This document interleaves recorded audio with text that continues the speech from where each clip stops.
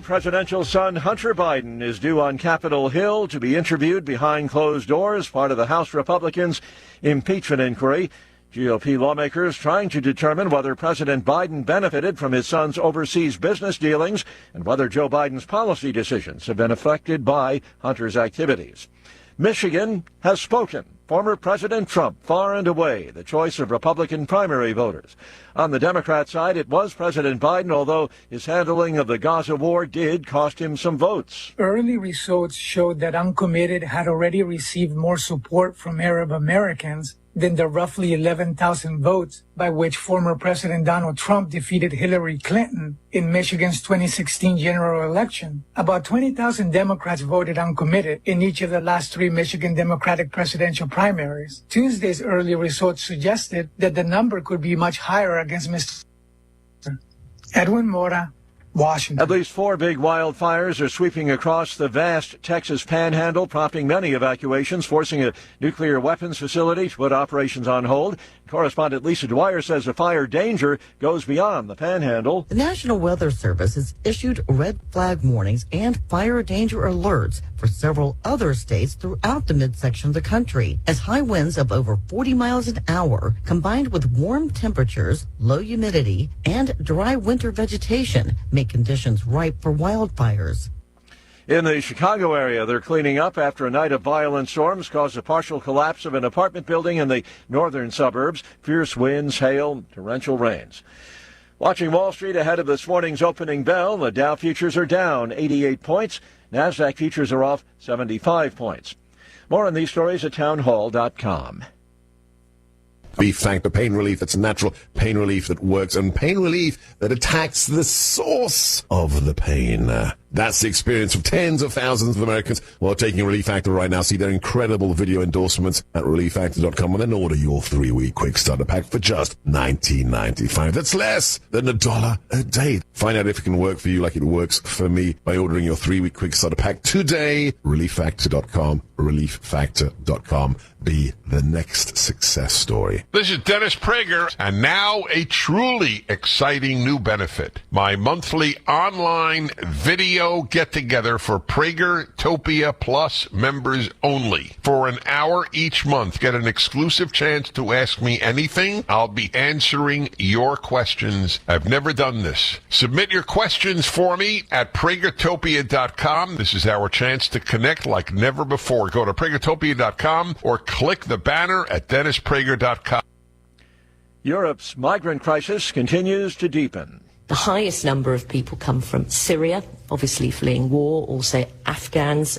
But there's quite a long list of other nationalities as well. So it's putting a lot of strain on the system. The backlog at the moment for processing asylum claims has become quite long because countries are also dealing separately with the 4.4 million Ukrainians who are getting temporary protection following Russia's invasion of Ukraine. So what the EU's asylum agency is saying is that national authorities are actually being pushed to their limits. The BBC's Jessica Parker. South Sudan's government blames the country's economic crisis in part on fighting in neighboring Sudan and the instability in the Red Sea, where Yemen's Houthi rebels have been attacking international shipping. An official says that these factors are blocking South Sudan's oil exports. Those exports are the country's main source of revenue. News and analysis at townhall.com.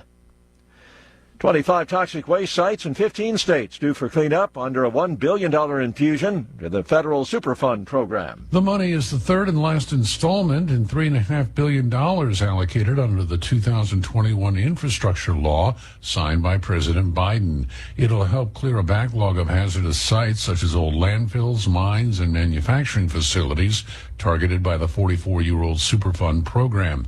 Sites slated for cleanup include a former smelting plant in East Helena, Montana, and an old textile mill in Greenville, South Carolina. Correspondent Jeremy House. Chrysler recalling more than 300,000 Jeep Grand Cherokees. A steering wheel issue could cause drivers to lose control.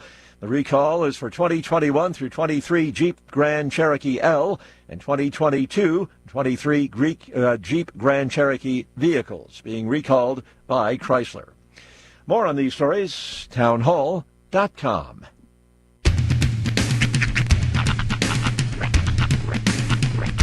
What in the wide, wide world of sports is going on here? I promise you, whatever scum did this, not one man on this force will rest for 1 minute until he's behind bars. Now let's grab a bite to eat. Yeah, come on. I feel the hot wind on my shoulder and the touch of a world that is older. I hit the switch and check the number.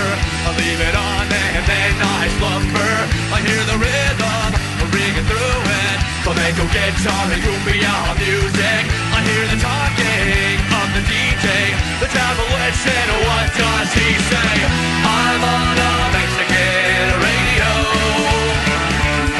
I'm on a Mexican radio. Broadcasting live from high atop the J.P. White Building in downtown Roswell, New Mexico. It's Mornings with Mike Winters on 106.5 Roswell's Talk FM. Is that what I sound like when I talk? Now, here's your host, Mike Winters. And good morning, one and all. Welcome to a morning without Mike Winters. That's right, I ain't he. That wouldn't be me. Mike Winters is unfortunately on the other side of Illin on this here Wednesday morning. Little update for those who don't follow Mike on across social media, which, by the way, if you don't, it's a great follow. You're going to get some really funny memes, good fart joke every now and again. But if you're not following Mike across social media, then you probably don't know what's happening. But Mike was feeling a little bit under the weather at the beginning of the week after a doctor's visit yesterday and an x-ray. It's looking like the possibility, we're not sure yet, we're waiting for tests to come back, the possibility of maybe having pneumonia. I don't know if he wants to put it out there, but that's where we stand right now. So it's sort of, well, you got me. That's kind of where we find ourselves. Mixmaster Mike Winters, of course, will be back inside your radios just as quickly as he can get himself back to proper health. Hopefully this one won't take away his voice. We just got normal voice Mike back. I don't know if I can afford another mic in my collection. I'm running out of shelf space. My limited edition mic collectibles. I already have squeaky voice mic. I have no voice mic. Then I have Kathleen Turner in the graduate voice mic. But I'm running out of shelf space for my mic collectibles. So it's definitely getting rough out there. But a happy Wednesday morning to you. Welcome to a morning without Mike Winters. Absolutely insane winds. And I know we live in Roswell, so southeastern Mexico. We, of course, are used to more than our fair share of heavy wind activity. But yesterday just seemed, I don't want to say special, it seemed extra unique. Like there was a lot more of it than we are used to experiencing, and a lot more consistently. And the other thing, it was coming from like 6 different directions. Like, it was a bad day to have a hairstyle yesterday, because just when you thought, oh, okay, I'm walking into the wind, all of a sudden another crosswind would come up and just whoosh, mess up the do. It was unfortunate. Now, I mean, my hair tragedies aside, obviously there were several accidents, several issues out about southeastern New Mexico yesterday. It's just sitting here in the office here in downtown Roswell. The amount of emergency vehicles I heard just driving up and down Main Street yesterday was really unparalleled. Obviously, there was the big accident was on 285 between Roswell and Artesia. There was an accident. I believe it was. I don't want to talk out of school here. Mike always keeps his text so small, so give me a second to blow this up to where I can read it. It says 2 vehicle accident. I don't believe that's the one. Bear with me here. I'm trying to find the accident. Okay. 285 multiple vehicle accident with 1 fatality. Multiple callers have stated 3 to 5 vehicles were involved, including a small tractor trailer, and reports of a vehicle on fire with victims trapped. It was a really, really awful day yesterday. And of course, thoughts and prayers going out to anyone involved in those accidents or in any of those issues. Visibility down to basically 0. Relief route here in Roswell was completely shut down in both directions when visibility was just completely taken away. But it's like Ron White says, it's not that the wind is blowing, it's what the wind is blowing. And yesterday, the wind was blowing a whole lot of dust. As far as today goes, it looks like we might get a small break from the wind activity, at least momentarily. We'll dive into that coming up here in just a bit. But it looks like the winds are going to be calm, mostly in the afternoon, about 5 to 15 miles an hour. So a small break from the wind, but no break from the weather, at least not after today. We get back into basically what springtime is in southeastern New Mexico, and that's, what day is it? Let's reach in the bag and see what kind of weather we're going to have today, because it's always going to be just a little bit different. That's kind of the beauty of living in a place like southeastern New Mexico, is you get to experience all 4 seasons at the same time. And if you're a fan of weather, it's kind of neat, right? But hey, I'll tell you what, we're going to be getting through this as long as I'm going to be here in the captain's chair. Might get better, feel better, get some rest those precious pipes, and hopefully he'll be back inside your radios. We'll pull back at the curtain, though. Yesterday, I was recording commercials. And usually there's certain commercials that I am known to do, and then there's certain commercials that Mike is known to do. One of the commercials Mike's known to do is one for Finn's Country Market in Artesia.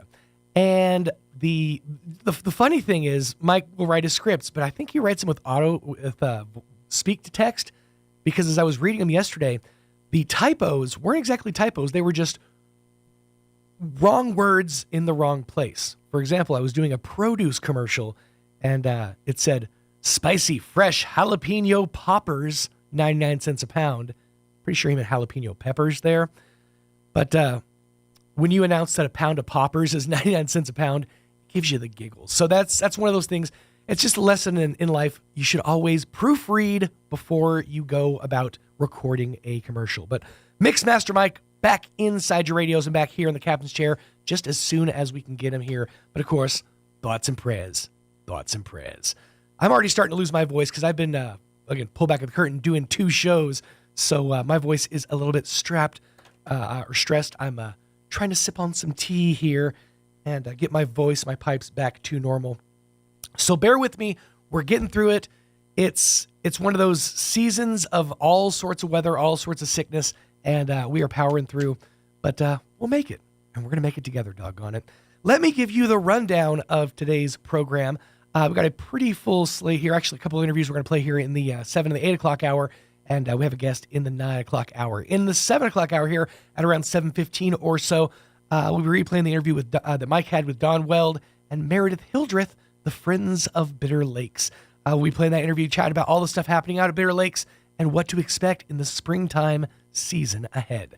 We'll get into that coming up here in just a few minutes. In the 8 o'clock hour, around 8:15 or so, John from Oasis Computers chatted with Mike last week.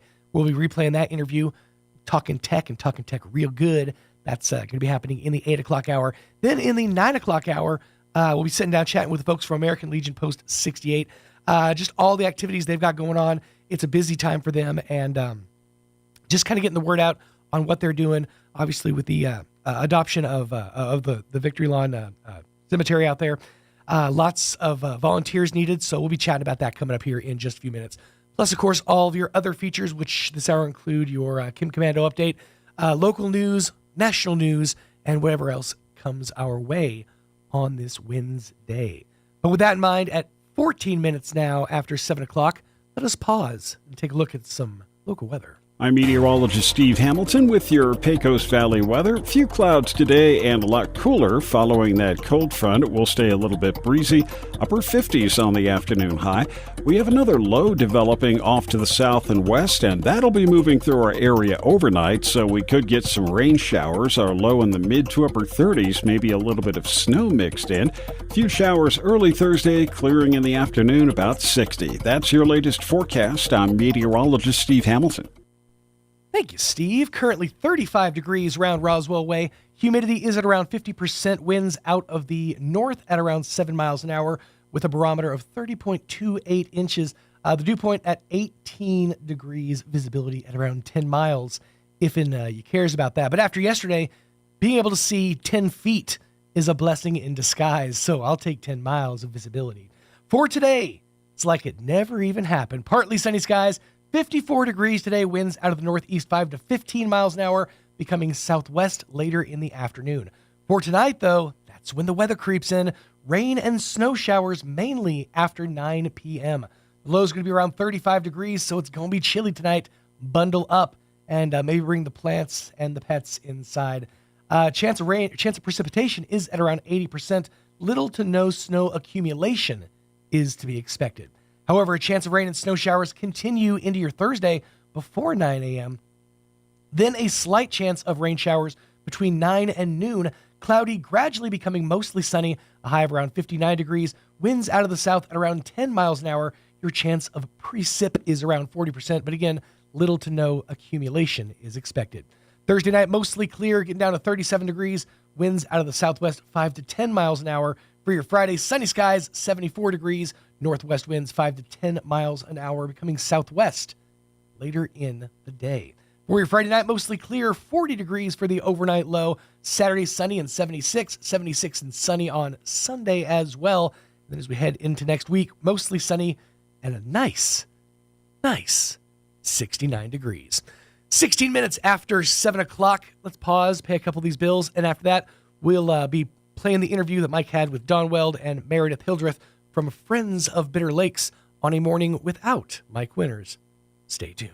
Hey, Freddie Sos here with breaking news. Right now, we have over 20 new half-ton trucks currently in stock with rates as low as 1.9% for 72 months for well-qualified buyers. You won't find these rates anywhere else, so do me a favor, tell your friends, and race on in to Richland Motors, 2601 West 2nd in Roswell Appliance Outlet. Roswell's new source for appliances is having a store-wide refrigerator liquidation sale. Now, that means all in-stock refrigerators are marked down to at least 50% off of MSRP, and they all come with a warranty. With brands you know and trust like Samsung, Whirlpool, and GE, with financing and delivery options available, why go anywhere else and why pay more? At Roswell Appliance Outlet, scratches and dents will save you serious dollars and cents. Hurry in while the selection is at its best and save 50% off or more during the store-wide refrigerator liquidation sale at Roswell Appliance Outlet, 600 South Main in Roswell.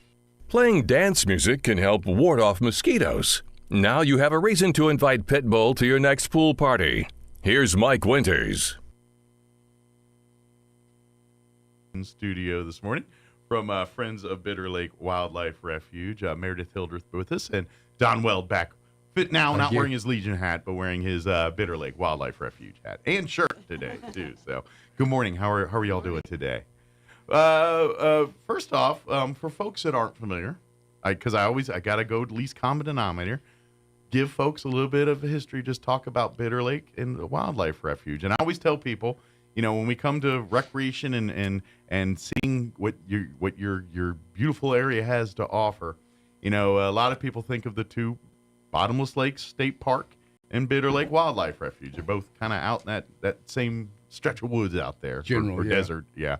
And I want to, you know, if you want to go and boat and recreate and camp and do things like you do at a state park like that, you go to Bottomless Lake State Park. Bitter Lake is a home for the plants and animal life that call this region home. And we get to go there and be visitors and see what life's like at their house. We do not come in and make ourselves at home. That's the difference. At Bitter Lake, you go and camp and, you know, boat and do all your fun. I mean, at Bottomless Lakes, at Bitter Lake, you're there to observe, watch, and enjoy nature in its form. They don't want humans in there building campfires and setting up tents and cooking hot dogs and fishing and boating and doing all the things. Except the scouts. We give them a special area. There is certain, like for wildlife mitigation and plant life mitigation, there's certain things they do if there's need for a hunting or fishing situation type deal in there. It's, again, all done under the science and study, very controlled there. So very well controlled. But that being said, we love and welcome people to come out to Bitter Lake Wildlife Refuge. We want you to come out and see nature in its habitat, learn about the animals and the plant life that's native to our region and our home, and learn about, and it's full of human history too. That's the part we kind of forget a little bit about. The natives that called this place home long before we were here. They're studying of how they lived, you know, their hunting grounds, for buffalo was out there, and so they study. They do archaeological digs from time to time out there to study the. So it's a place of science, but also a place of fun to go. So if you want to come and see this stuff, that's where we'd love to have you out there for. But if you want to come and camp and fish, then go get you a spot over at Bottomless Lake. They'd love to have you. But that being said, that's what the Bitter Lake is. So if anything I missed, Meredith, or anything. Bitter Lake is a national wildlife refuge. It's run by the U.S. Fish and Wildlife Service. It's one of many, many refuges in the nation. Mm-hmm. It was founded in 1936, 1937. Yeah, it was part of the, not the New Deal.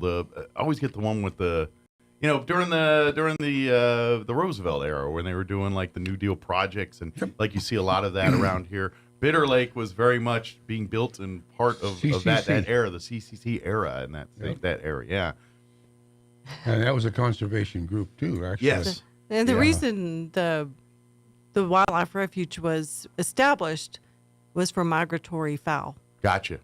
That was its original intent, was to be, and I always to provide habitat for the migration. Yeah, and the joke I say every time is Bitter Lake is kind of like the pilot Flying J for our animal kingdoms here, where it's the rest stop. They come in, they fuel up, they they rest up, they get prepared for the next leg of their journey, and so they'll land at Bitter Lake. You'll see the sights, eat the food, take in a dinner and dancing, and then head on south or north, depending on which way they're traveling. That particular. And the refuge is about 24,000 acres. It's a very small refuge in the refuge system. The refuge has a farmer that plants millet. Okay. And grain for the cranes and the birds that come in. Gotcha. And one of the battles that you guys really, and this may be some of the stuff you talk about at the event tonight here, is the constant fight that you guys have with keeping native to the refuge. There's salt cedar eradication projects, and there's been a lot of plant life and even animal life that's been kind of introduced to this region over the years through various ways. People brought it with them in some way, shape, or form. And some of it has found to be very adaptable in the desert climate to the point where it kills out the native stuff. So that's right. And salt cedar is one of those things that we're talking about here. Right. So half the conservationist battle in there is keeping is fighting for the native species and plants. And our refuge manager, Lindsay Landowski, is very good at habitat restoration. They are doing controlled burns out there, and that brings forth the Pecos sunflower. So you'll see more of that at the refuge. Yeah. And the conservation conversation tonight at Stellar, 6:00 p.m., Stellar Coffee downtown on Main Street. Please, you're invited and welcome. Bring your family, bring your friends, tell everybody about it. Yeah. We want to just start having these conservation conversations. Sometimes we'll have a speaker. Tonight, it's just a get-together to talk about the opportunities at Bitter Lake. The Friends need volunteers. I'm about to say, if you're interested in getting more involved, come out to the meeting tonight and talk, because the Friends of the Bitter Lake, the Bitter Lake Wildlife Refuge has staff and paid people that work there. This is what they do as their day job.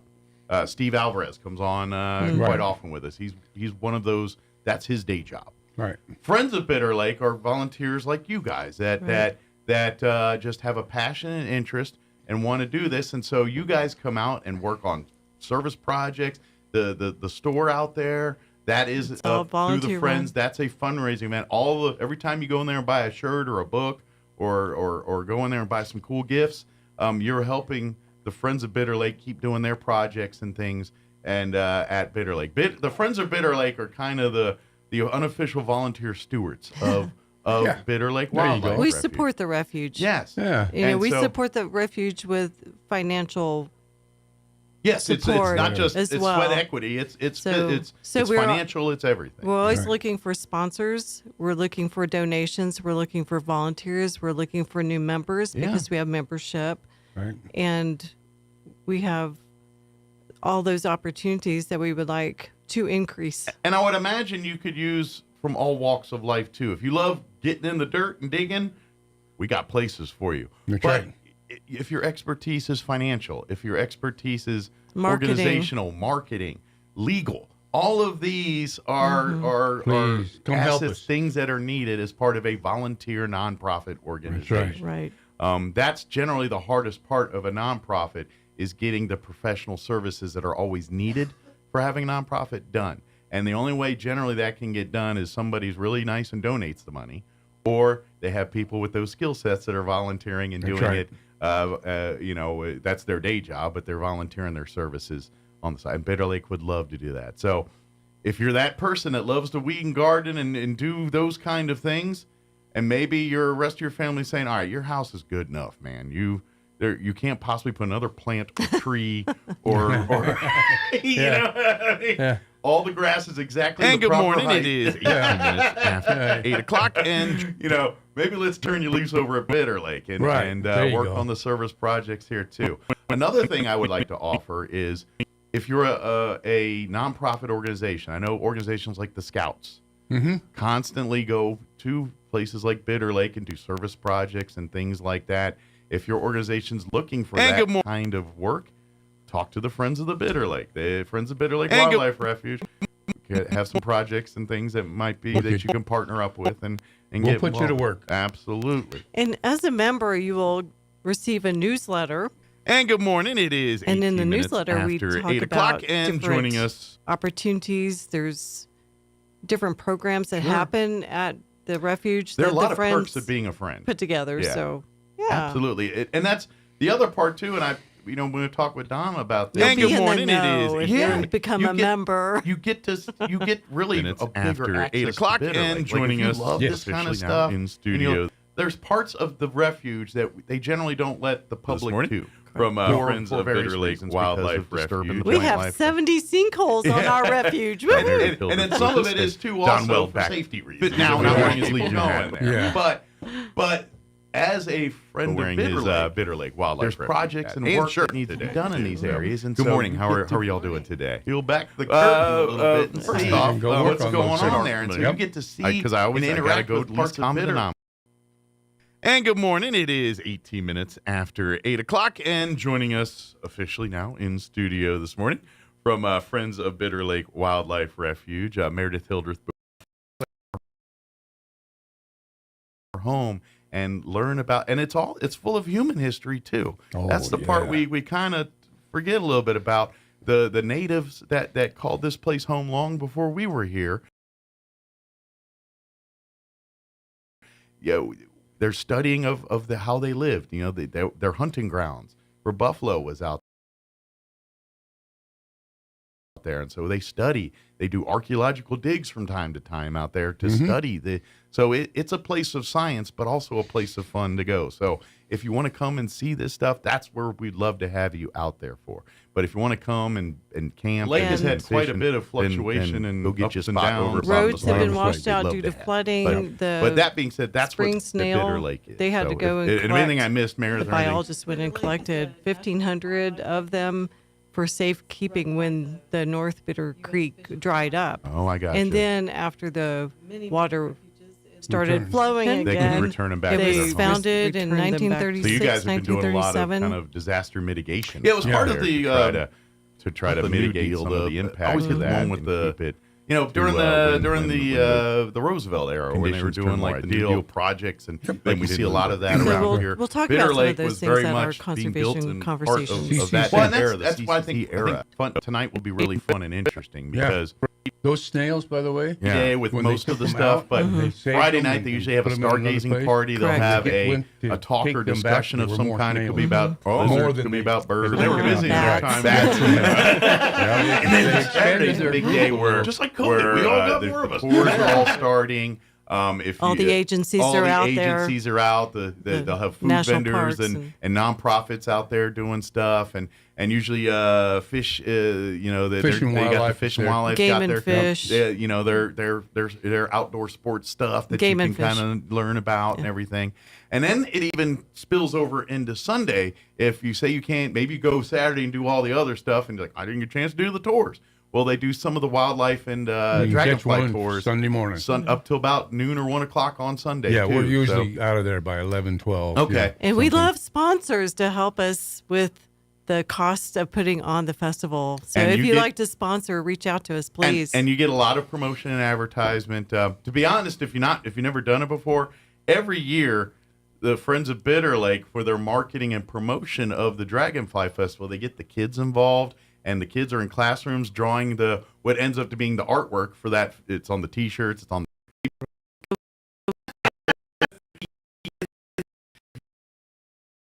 If you go in the spring or fall, it's migratory season. There's animals and coming in, going out, doing their thing, but in between it's a little more docile. And then, it's kind of, obviously animals are creatures of habit. If you want to come out and see the animals in their most active states, you better get there really early or at dusk, because that's when they tend to be out and about doing their thing, hunting or going about their daily tasks. During the day, they're usually kind of laying low and depending on the weather, cooling off or staying warm, just depending on, what's going on there. So You spoke of spring? Yes. In April, we're going to have our spring cleanup.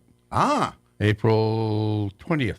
So it's the Earth Week weekend. Okay. Yes. Oh, that's right, on Earth Day and all Earth that Day stuff. weekend. Yeah, we have okay. our big Earth Day cleanup weekend. out there. So if you want to get involved and if you Give want us to a say, you know call. what, I want to do my part, Bitter Lake would love to have you come be a part of it, and you can see before your very eyes the fruit of your labor. That's the part I love about it.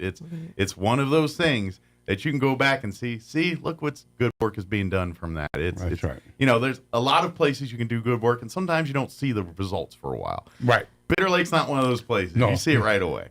The Dragonfly Festival, just to let everyone know, will be in September. It will be the weekend after Labor Day. Yes, it's usually right around September 10th, September 11th, somewhere in that ballpark. The week give or after take. Labor Day. Yeah, and we've had it actually fall as early as the 7th.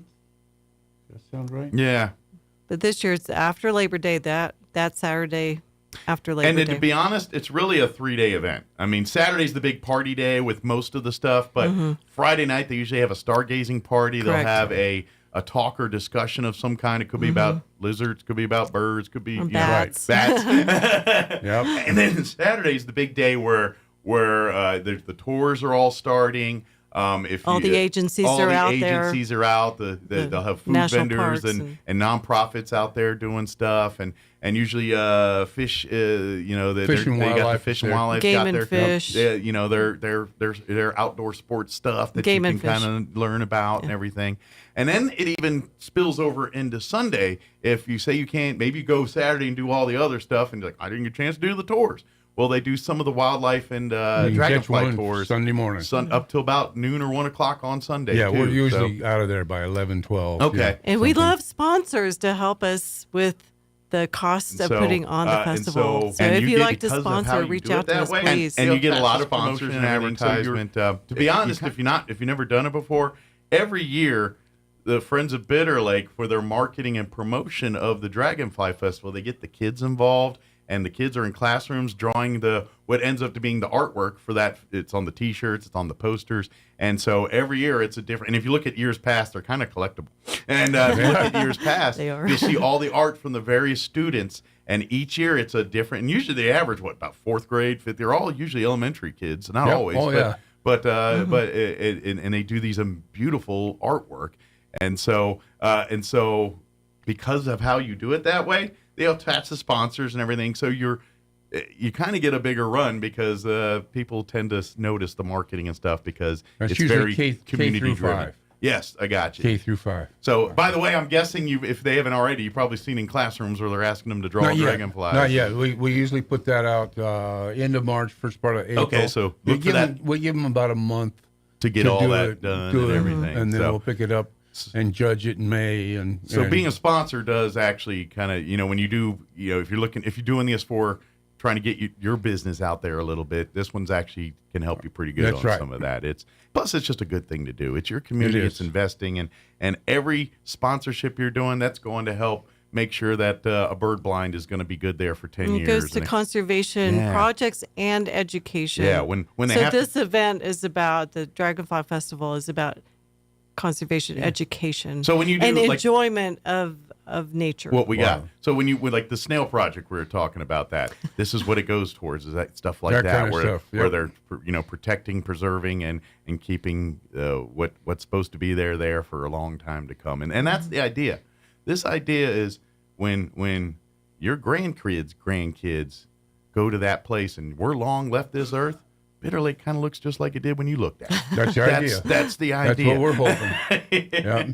And there may be buildings all the way around it, but it's still going to be there. Bitter Lake's going to be oasis. Like it's going to be, and that's what you're sponsoring and what you're getting involved with. That's right. So come out to Stellar tonight. Come out 6 p.m. Stellar Coffee. Learn more about all of what we just talked about here, and just be a part of it, and just kind of really, if you're interested in being a friend, please come out tonight, because it is a cool thing to do, especially if you love seeing animals and doing that kind of thing, and seeing, because it's being a friend of Bitter Lake is kind of like, to me, is kind of like that day in science in school where they always had show and tell day where they're showing you the cool stuff all the time, and you're like, that's the fun day to go to be school. Being a friend is kind of, every day's kind of like that when you're out there at the refuge doing your thing.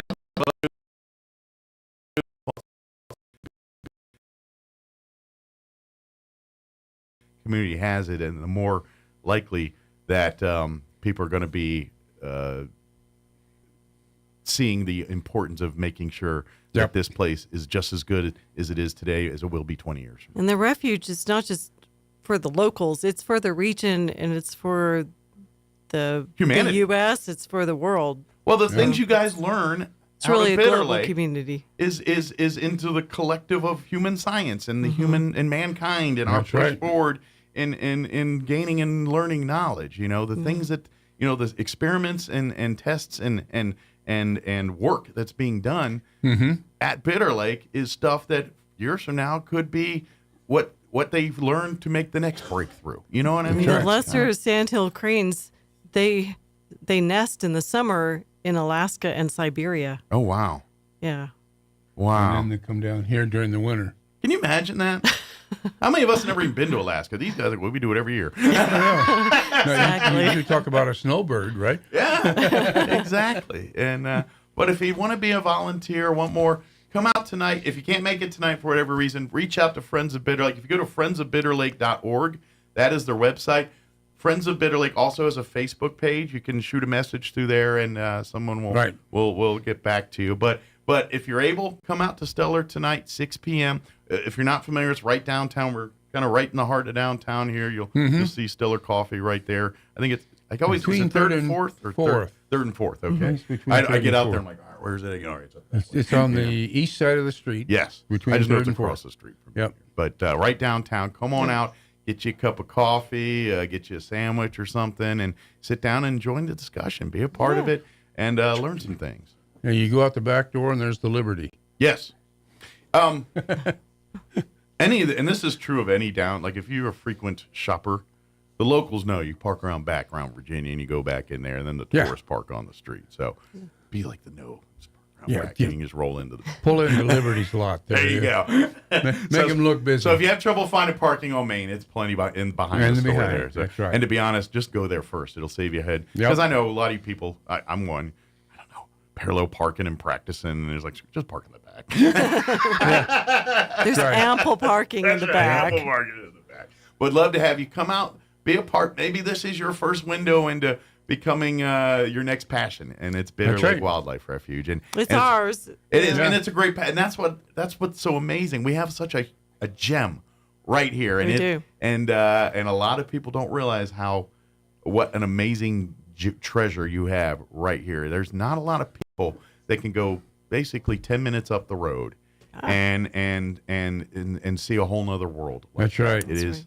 It's and this is something I think New Mexicans don't really.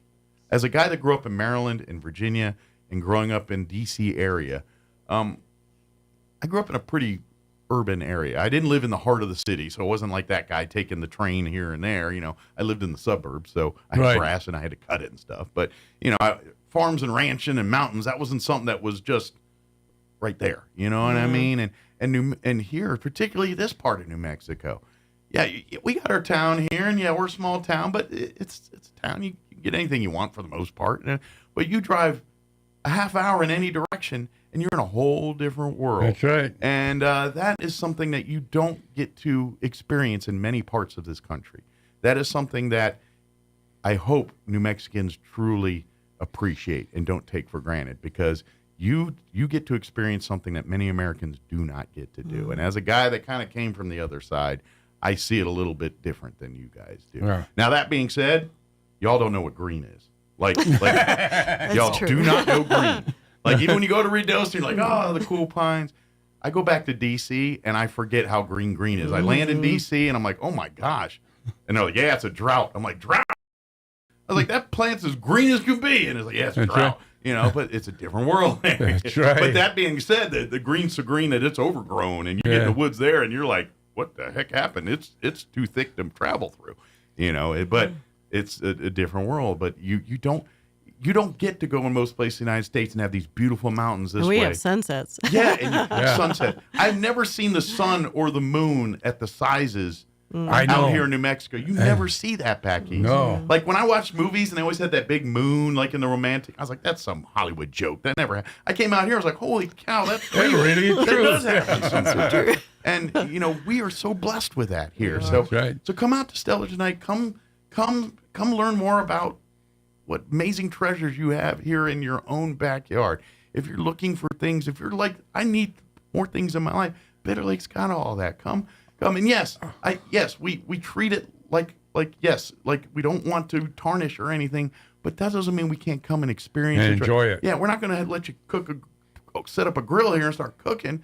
But, you know, we love to just come. Here's a bench. Sit on the bench. Just sit here for 10 minutes or a half hour. And watch the birds. Watch what's going on. See what these birds do. See what just happens here. Watch some little rodent come out and go over and I guarantee your kids are going to love it. They're going to be so enamored with it. That's why Dragonfly Festival is so amazing, because the kids love seeing that. Now that, you know, when y'all been doing the butterfly releases the last couple of years. Yeah. That's just icing on the cake, you know. It's for the kids. It's that was a great thing to come up with. I think we released 200 monarchs last year at the Dragonfly Festival. And that's such an amazing thing. Like, to me, like, I'm not a huge sciencey. Like, I love concepts, but I've never been the X's. Like, you get to chemistry, I'm a problem. I love concepts. I love things.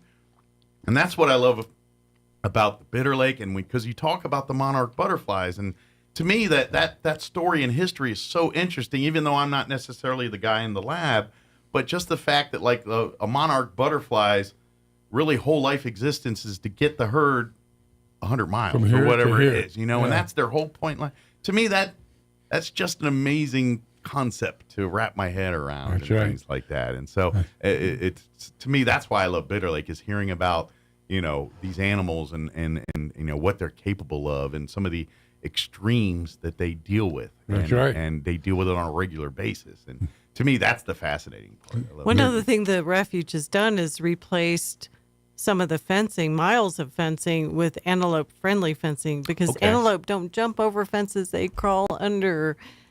Well, I imagine, they got to be careful with that one, especially depending on how big the horns are at that particular time. Yeah. So we got to have enough space for them to get under without getting caught. I saw a beautiful buck out there one day.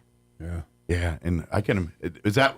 I mean, were they getting caught in the fence pretty often? Right. Cool. They just couldn't get into the refuge. I didn't know if they were trying to get in and get stuck or something. No, they like just that. couldn't get onto the refuge, but now they can. Now They have access to the refuge. We couldn't get the antelopes onto the refuge to do grazing and, you know, the things. And you that they can't would really do.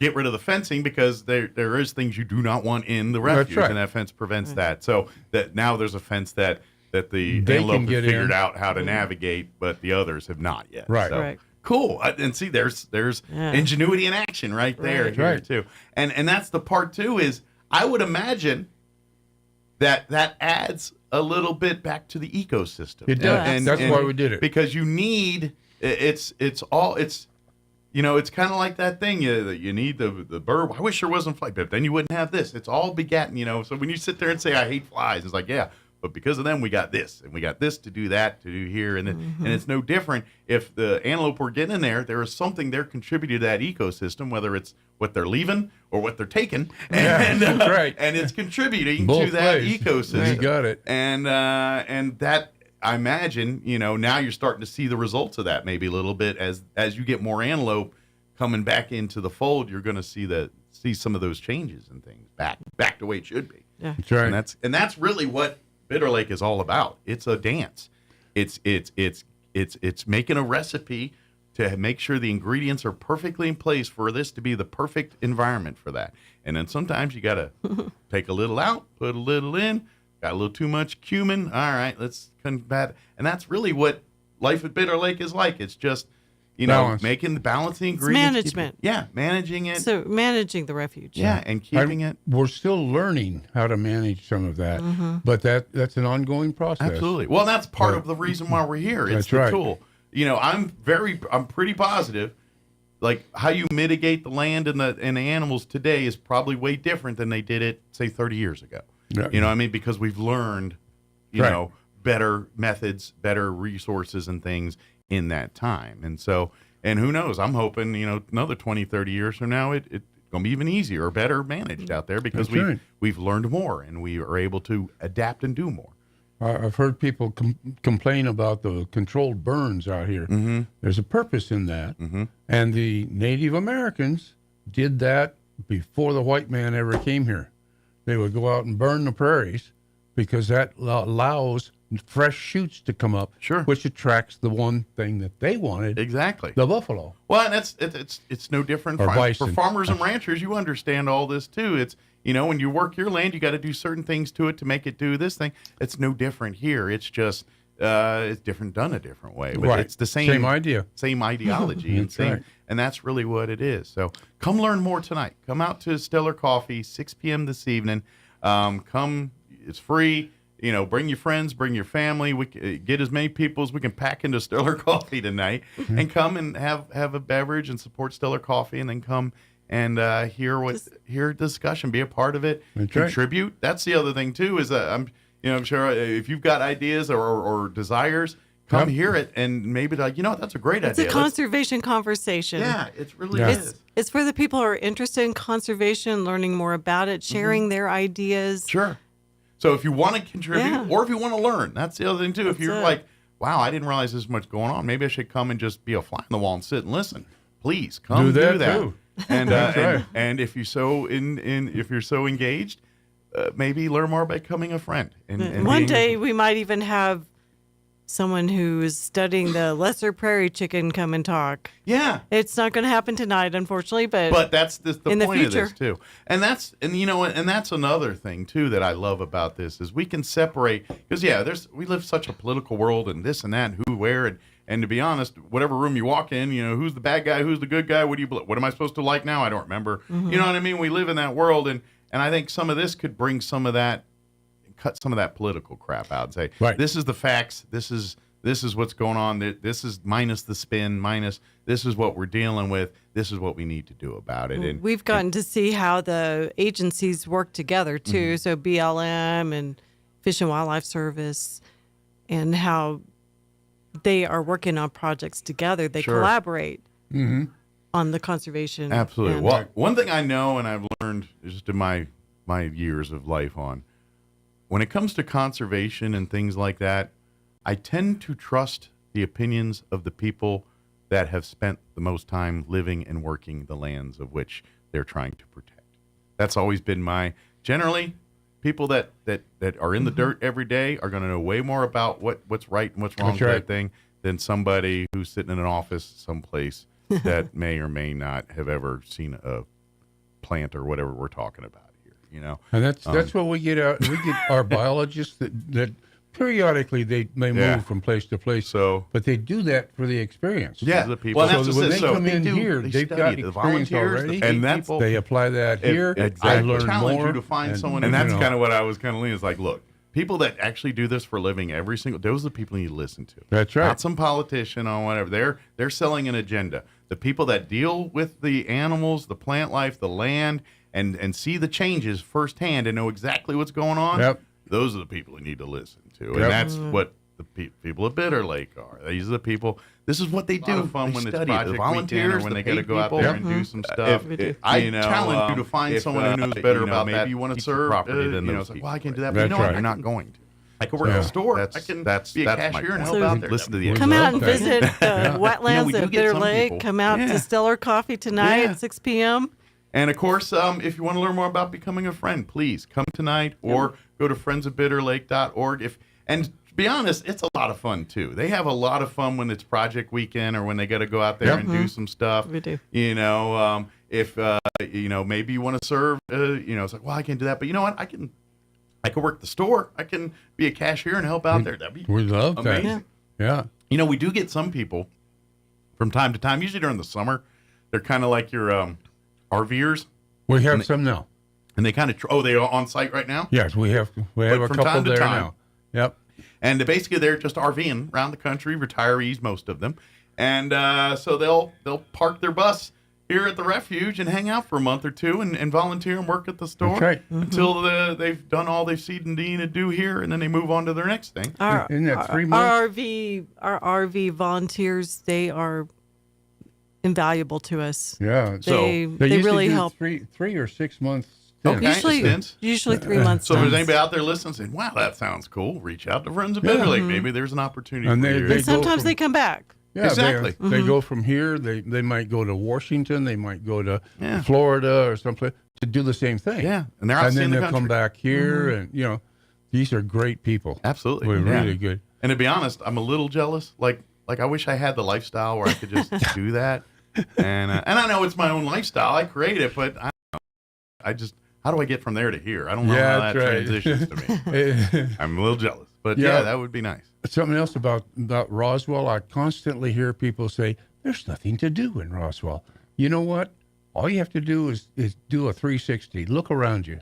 Look around. You've got Bitter Lake. You've got every week all kinds of things going on around. You want to help out? There's plenty to do. There's plenty of it's going to be Home Park Day. Everything. Whatever. Nonprofit organizations. So much stuff here in like half of them. And it keeps expanding. That's right. But yes, get involved, do your thing. The cities, every weekend there's, between the museums and the zoo, there's something going on. Yeah. So you could kind of make it a routine. All right, it's the third Saturday of the month. That's Bitter Lake weekend. And then 4 Saturdays museum weekend or whatever it is. You could do that, or planetarium weekend, or that's going to be Home Park Day or whatever. Yeah. There's so much stuff here in this community. Yeah, and Bitter Lake has a driving trail and also walking trails. Absolutely. If you're looking, maybe you're trying to get more exercise, tired of your same laps and routines. Yep. You might want to drive out to Bitter Lake, because that's a haul to walk out there. But drive out to Bitter Lake, and as long as you get there before the gates close, which they open when it turns daylight and close when it turns dark. And good news, if you do miss it before it turns dark, it'll let you out. Won't let you in, but it'll let you out. Once you can get in there, you can always get out. But it's basically it's open from daylight to daylight. And there's even a bike trail. Yeah. So stay on the path, please. Don't think that's the thing. We're very stringent about that. Stay on the path. Provided. Protect themselves. And put it this way: just because you might inadvertently interrupt someone's plant life or get yourself in a sticky situation that they're going to have to bail you out with, because you are on their territory, not theirs. If you wander off of that path, you're more likely to run into things like a diamond blast. Yeah, I said there are snakes and things out there. Yes. It is wildlife out there living in their natural habitat. Now, the snakes are not going to deliberately attack you. No, but they will protect themselves. I can't believe it. What did you do? Put it this way. What did you expect? If you get bit by a snake, you've had ample warning. What would you do? Usually. Yeah. Most 9 times out of 10, if you got bit by a snake, they sent you a bunch of signals saying, get away from me. Yep. I don't want to hurt you. Yeah. 9 times you're not food. I can't eat you. There's an exception to every rule, but for the most part, if you got bit, you may have deserved it. You may have brought that on. Hard line to put, but you may be right. Just saying, and we will be. We humans, I can't believe it. Well, what did you did, dummy? Yeah. What did you expect? If someone did that to you, what would you do? Yeah. But there probably won't be rattlesnakes tonight at Stellar Coffee. Stellar Coffee, there will be no, unless, it should not be. But please, come out 6 o'clock tonight. Conservation Conversations. Absolutely. Friends of Bitter Lake National Wildlife and Refuge. Come see more. And friendsofbitterlake.org is the website to learn more, read more, and and see more about what Bitter Lake, the Friends of Bitter Lake, does there. And we will be there until there's nobody else, or they kick us out the door. Whichever comes first. Yeah. Very good. Or the coffee runs out. Yeah, when the coffee runs out. There you go. Very good. Well, thank you. Thank you so much, Anytime, Mike. and we'll see you next time. And news, quick break before, more news. Don't go away.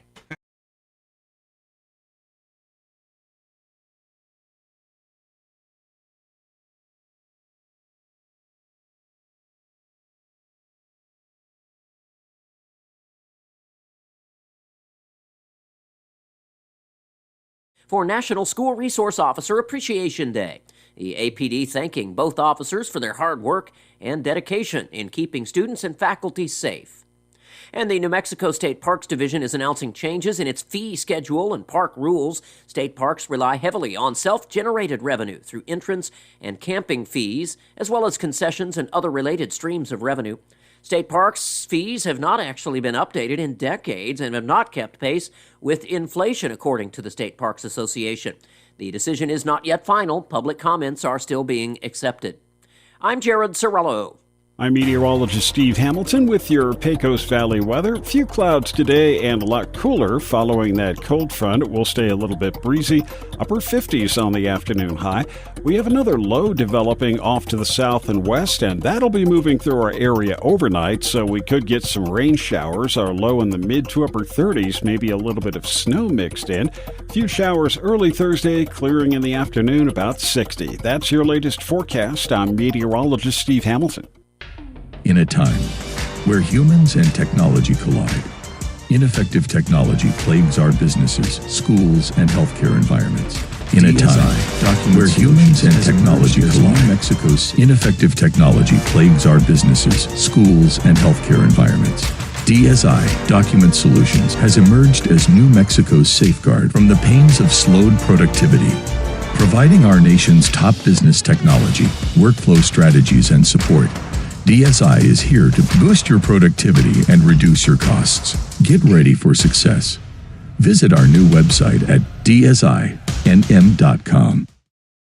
In the district tournaments, boys and girls, and more than likely the season has come to an end. In both cases, the Goddard girls lost to Lovington by a score of 64-46, although this is a team that Goddard did just beat last week, but that's probably the end of the line for the Lady Rockets, who are now 8-17 overall. The Goddard guys are going to be probably stuck with 3 wins for the whole season after losing at Portales last night, 62-44, and the Roswell girls fell at Clovis last night by a score of 54-43. A lot of small school hoops going on tonight, including NMMI at Ruidoso girls hoops, Gateway Christian at home against Elida and girls, and more. The Sports Report brought to you by DSI. Call DSI for all your office technology needs. I'm Eric Butler at Roswell's Talk FM 106.5. With the Wall Street Business Report, I'm Bill Alexander. Orders for long-lasting U.S. manufactured goods fell by the most in nearly 4 years in January, while business investment on equipment appeared to have eased, signs that the economy lost momentum at the start of the year. Electrified vehicles, including hybrids and fully electric, are becoming more desirable than their gasoline counterparts, influential U.S. magazine Consumer Report said on Tuesday, while adding 7 of them to its top 10 pick for 2024. Macy's forecast annual sales and profit below expectations and said it would close about 150 stores through 2026 as part of a new plan that would help save $100 million in costs. Lowe's has joined larger rival Home Depot in signaling a slower recovery in the home improvement market as consumers remain tight-fisted against the backdrop of sticky inflation and uncertainty over the economy's prospects. For the Wall Street Business Report, I'm Bill Alexander in Washington.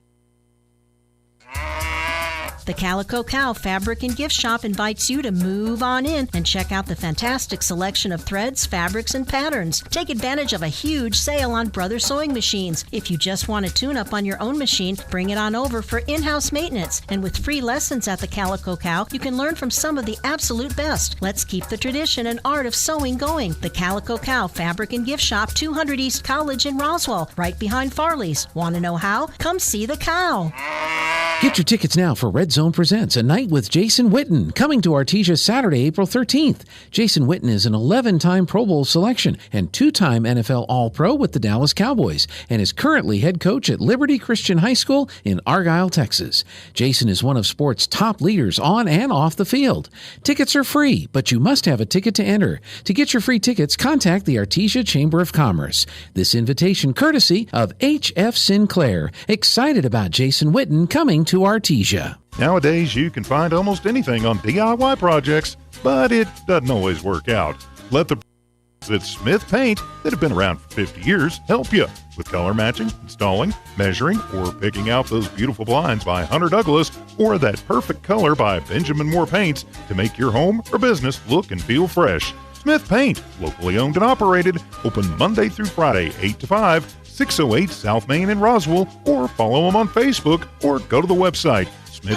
Bill Cunningham is now in Roswell on 106.5 FM, KEND Roswell.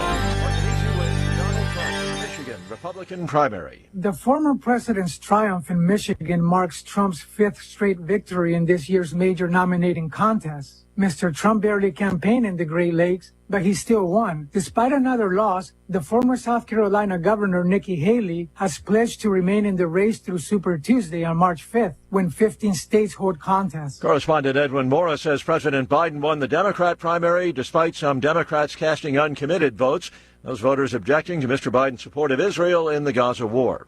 Hunter Biden due today for a closed-door interview with House Republicans conducting their impeachment inquiry. Lawmakers trying to find out whether President Biden benefited from his son's overseas business dealings and whether his policy decisions were influenced by Hunter's activities. One of the fast-moving wildfires in the Texas Panhandle has grown to 800 square miles, now the second largest wildfire in the state's history, and there have been many evacuations as a result of that and several other big wildfires in the Texas Panhandle. The Chicago area was blasted by powerful storms last night, some property damage from fierce winds, hail, and torrential rains. In one case, an apartment building in the northern suburbs of Chicago partially collapsed. A rocket exploded off the side of a ship that was in the Red Sea off the coast of Yemen. This latest attack suspected of being the work, once again, of Iranian-backed Houthi rebels based in Yemen. On Wall Street, stocks are in the red. The Dow is down 196 points, while the Nasdaq is off 105, and the S&P 16 points lower. More on these stories at townhall.com. Here's an important message from the Diabetes Solution Center. Do you like pricking your fingers to test your blood sugar levels? No one does, but it's important to maintain your health. And now, by wearing a small remote device called a continuous glucose monitor, or CGM, you don't need to prick your fingers anymore. It's easy to use and helps you make more accurate diabetes treatment decisions. If you are testing your blood sugar 3 or more times daily, injecting insulin, or using an insulin pump, call the Diabetes Solution Center right now. And if you have Medicare or most major insurance coverage, you may be able to get a new CGM at little to no out-of-pocket cost. Shipping is free and will even bill your insurance company for you. If you are testing your blood sugar 3 or more times daily, injecting insulin, or using an insulin pump, call the Diabetes Solution Center right now to learn how to end the painful finger sticks and get your own continuous glucose monitor, or CGM, at little to no out-of-pocket cost. South Korea's birth rate has fallen to an all-time low despite the government spending billions encouraging women to have children. The BBC's Jean McKenzie in Seoul. There are two things that have really stuck out for me. The first is that women here still don't feel that they can have a career and they can have a family, because you have this very intense working culture. So there are long working hours, lots of overtime, but also it's very competitive. And yet it's still the expectation on women is that women do most of the childcare. And the second thing is the cost of raising a family. It is the most expensive country in the world to raise a child. The South Korean and U.S. militaries will begin large-scale annual military drills next week in response to North Korea's nuclear threats. Freedom Shield is a command post training exercise.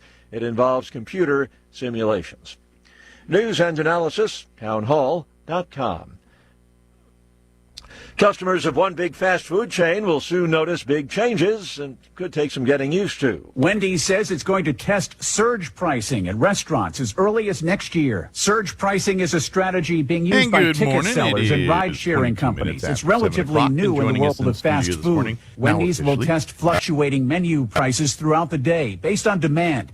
Demand for a Baconator or a Frosty goes up, so does the price. Wendy's CEO says they also plan to add AI-enabled menu changes, suggestive selling, and invest about $20 million to launch digital menu boards at all of its company-run restaurants by the end of next year. I'm Ed Donahue. Treasury Secretary Janet Yellen has publicly endorsed the idea of liquidating roughly $300 billion worth of frozen Russian central bank assets. The money would then be used for Ukraine's long-term reconstruction. More on these stories at townhall.com.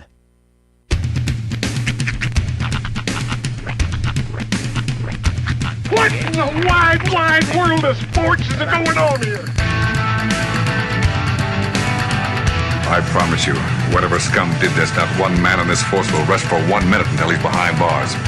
Now let's grab a bite to eat. Yeah, come on. I feel the hot wind on my shoulder and the touch of a world that is older.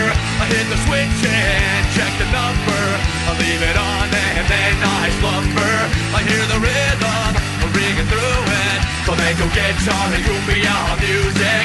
I hear the talking of the DJ. The travel and what does he say? I'm on a Mexican radio. I'm on a Mexican world radio. Broadcasting live from high atop the J.P. White Building in downtown Roswell, New Mexico. It's Mornings with Mike Winters on 106.5 Roswell's Talk FM. Is that what I sound like when I talk? Now, here's your host, Mike Winters. And good morning, one and all. 6 minutes after 8 o'clock. Welcome to hour number 2. Oh, dude, I don't think I've ever actually witnessed Jocelyn doing a deuce of Mornings without Mike Winters on 106.5 Roswell's Talk FM. Happy Wednesday. Welcome to it. Yes, I am not Mike Winters. I actually had to work his butt groove out of this chair and work my own in. He is under the weather. We'll have an update on what we know here in just a couple of minutes. But as of right now, you got me. You got the second banana sitting in the captain's chair till Mixmaster Mike can get back on his feet and in this seat. But happy Wednesday to you. Hopefully your middle of the week, your hump day, your halfway day is going smoothly. No bumps, no kinks. I saw Jocelyn scurrying around. There's not like a guest or anything, is there? I didn't miss anything? Okay, just making sure. You were doing some scurrying, and I get a little worried when Jocelyn scurries. I never know what's actually happening. But hey, welcome to your Wednesday morning. I am Sean Smalls. I'll be inside your radios for the remainder of today. So now, the big update. I'm pretty sure he's okay with me sharing this since Mike's an open book. Mike shares his world, warts and all, with the entirety of the listeners here in the realm of 106.5 Roswell's Talk FM. So he was feeling under the weather at the beginning of the week, just not totally feeling himself. So he took a half day on Monday, went home, tried to rest a little bit. Still wasn't feeling better on Tuesday. In fact, he had a fever. So he went to the doctor, did some X-rays, and at the time, the doctor, because you know how doctors like to ease patients in and really give them light information. Don't want to scare your patient. Well, this doctor took an alternate approach and said, "Oh, well, that looks like pneumonia." So that's what we were going on for for most of the remainder of yesterday was, it could be this. So yeah, definitely stay away. But we did get an update as of last hour. The X-ray results are back, and looks like it's bronchitis. Yeah, Mike got bronchitis, and I think I know from whom. We have a member of our sales staff who, for the last few months, I'm not sure exactly how much legally I'm allowed to put out there. He's been part of a pool of citizens that are sometimes asked to come and perform a service civilly. That's all I'm going to say. That pool of people bring with them a whole bunch of their own germs and whatnot. So basically, our sales manager's been living in a petri dish for the last 3 months and bringing all of that nonsense into our realm. It started right at the beginning of the year with the RSV. And of course, you remember Mike losing most of, if not all of his voice. We just get Mike back. Now bronchitis sweeping the other leg.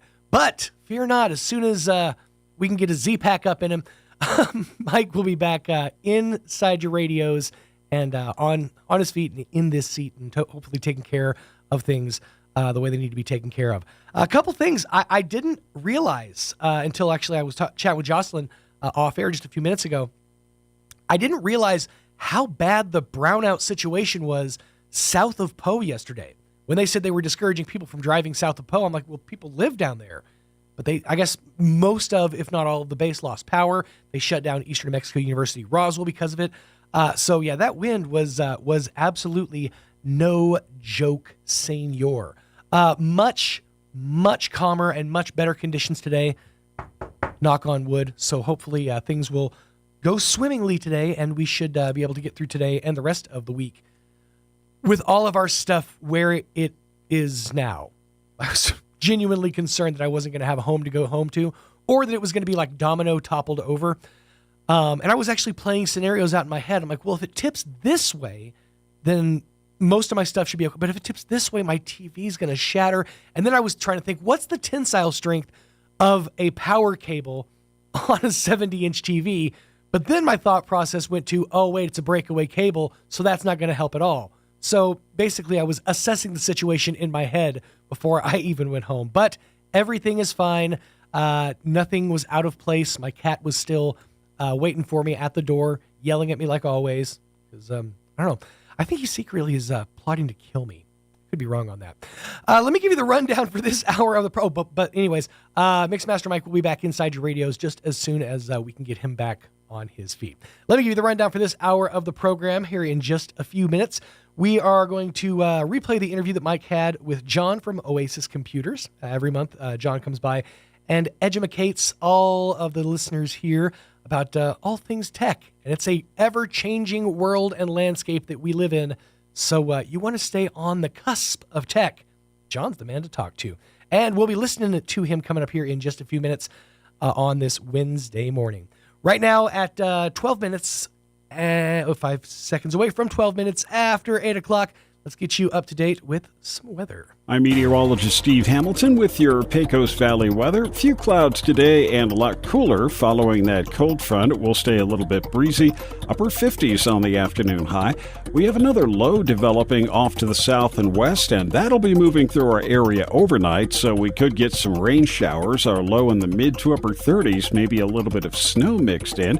Few showers early Thursday, clearing in the afternoon, about 60. That's your latest forecast. I'm meteorologist Steve Hamilton. Thank you, Steve. Currently 37 degrees round Roswell way. Humidity is at 44%.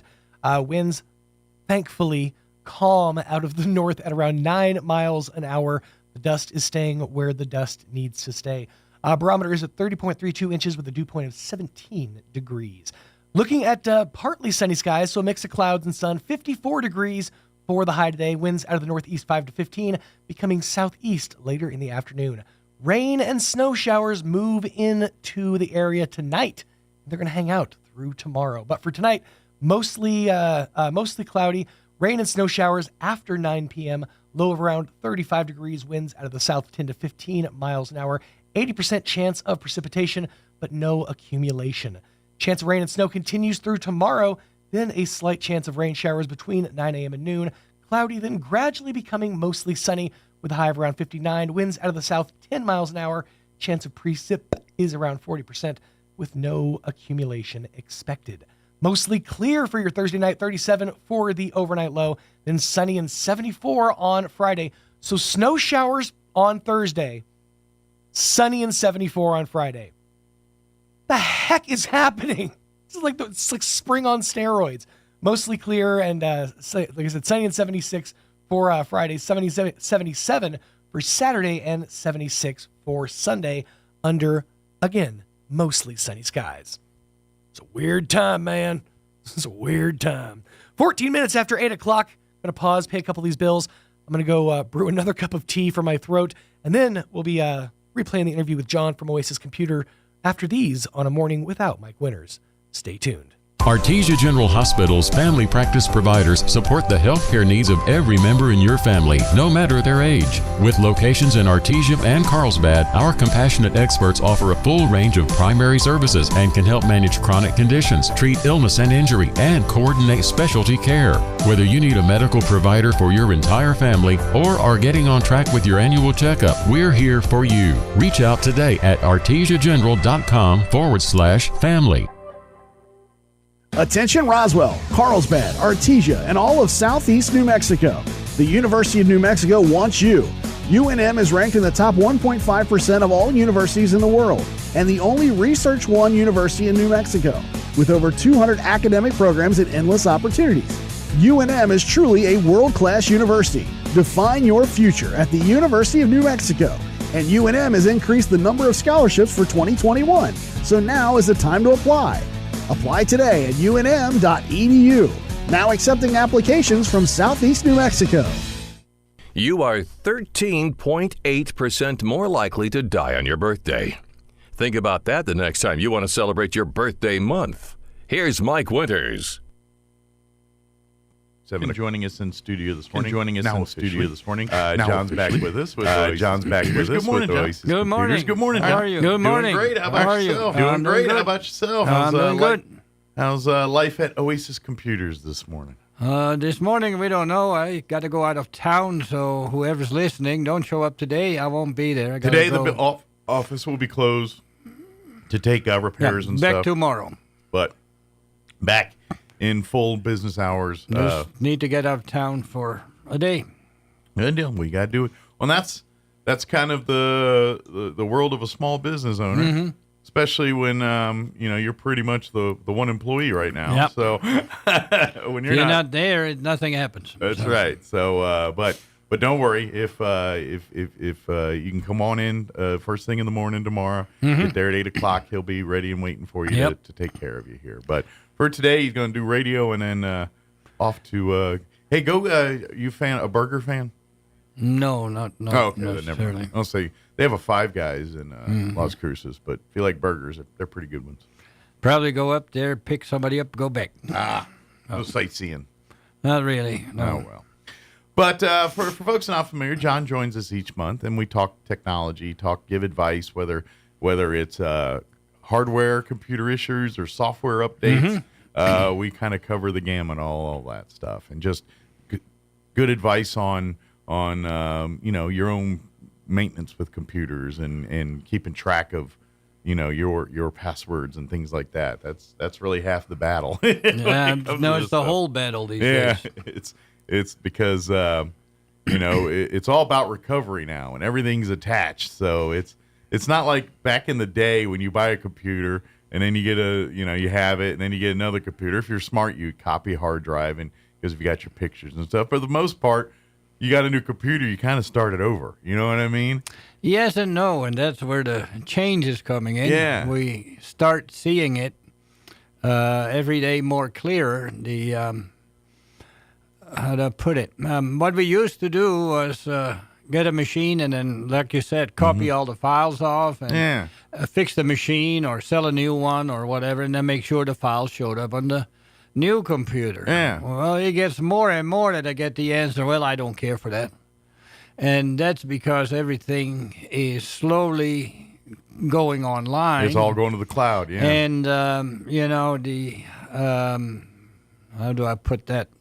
The fight against Microsoft, I don't want it online, what most customers come in not wanting that, is changing. That's and the way it of the world is now. Going more and more. If you fight it, I call it you quit swimming upstream. It's easier if you just go with the flow or start learning something totally different that has nothing to do with Microsoft. Yeah. What for my customers is not really an option. Well, we're at the point where the internet, cloud-based things, it's no different. We're getting to the point where it's like, sure,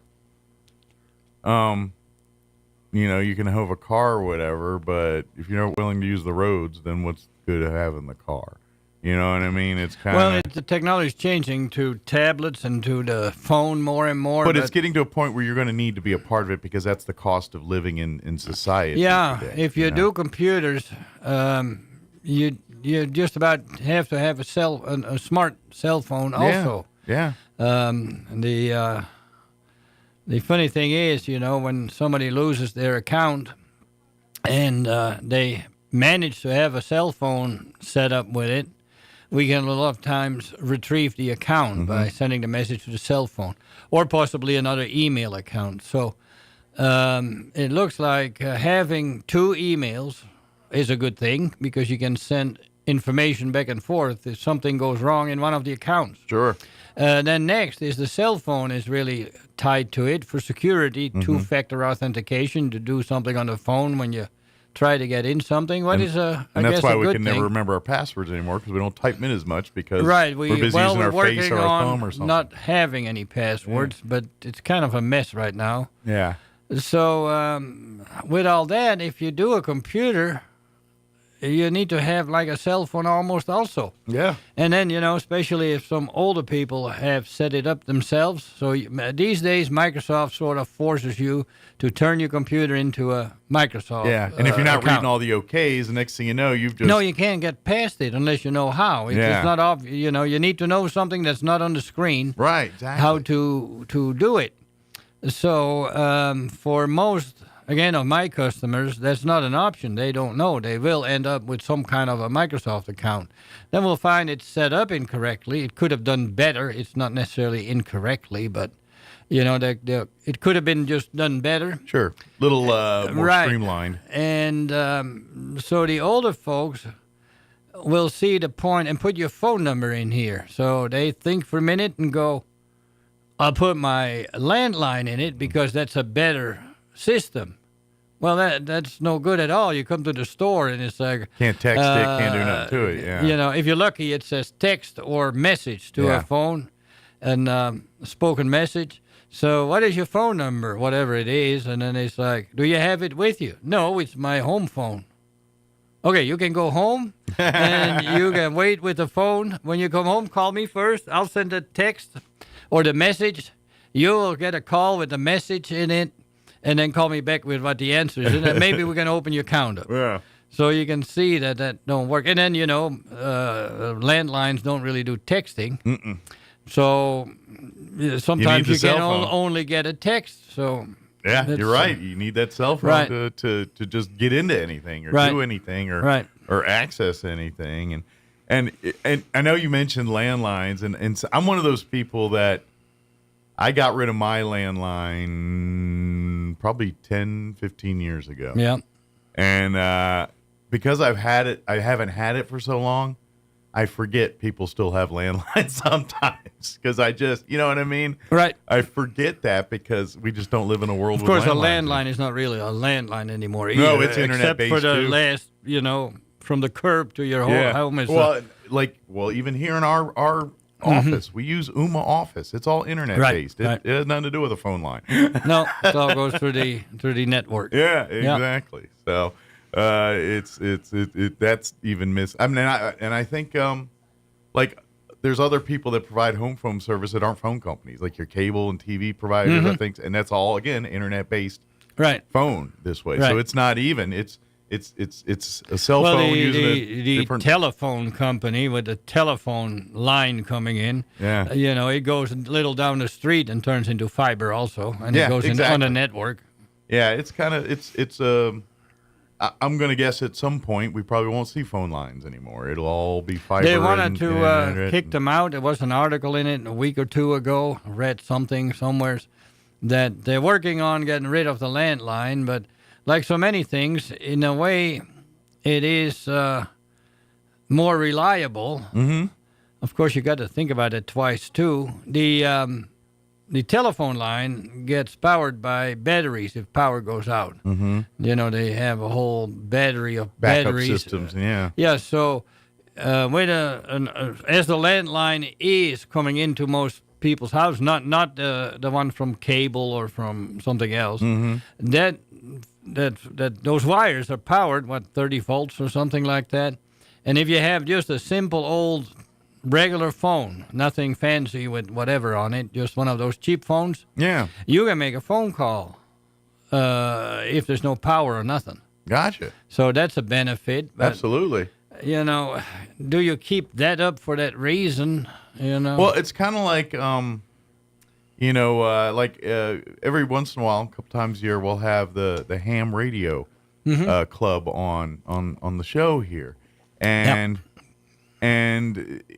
to me, for those folks, because of their technology, it works when all else doesn't usually. Right, but compare that with phone lines maybe is they got their own equipment and talk to each other without any other infrastructure. And so I think because of that reliability, it will never, ever, ever go away. It may not be popular or used very often, but there will be people on the planet that still actively do that kind of stuff. Right, but a phone line needs infrastructure. You need a cable running down the street, whatever. So I think that phone lines indeed will disappear eventually, as the traditional phone line, a couple wire that comes in. But the people that do the radio, whatever, they may hang around for a long time to come. Well, because that replaces your phone line then if there's emergency. And those guys are relevant even today, especially places like where we live. Whenever, people go up in the mountains and go camping and get lost up there, guess who they're calling to help part of the communication? It's the ham people. Right. Because their cell don't work up there. No, half these radio, but the ham guys, they can communicate.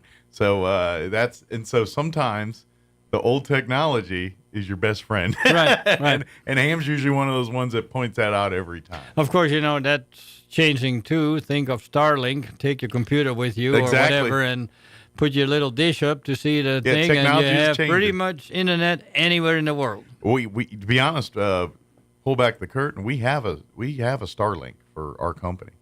We use it. We've used it a couple times when we go do sports games. Right. And we're out in places like, that don't have good internet, some of these smaller towns and things.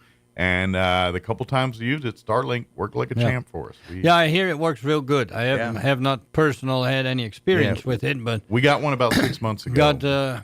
Got a couple of people come in that when it came up, and they said, "Oh, that's great." Yeah. So it's fast and good. It's good high speed internet, and it works pretty much everywhere you take it. That's the wave of the future. When something is that needed, and then you could literally go to the most remote places of the country or the planet, and in theory have internet. I mean, that's kind of a big deal.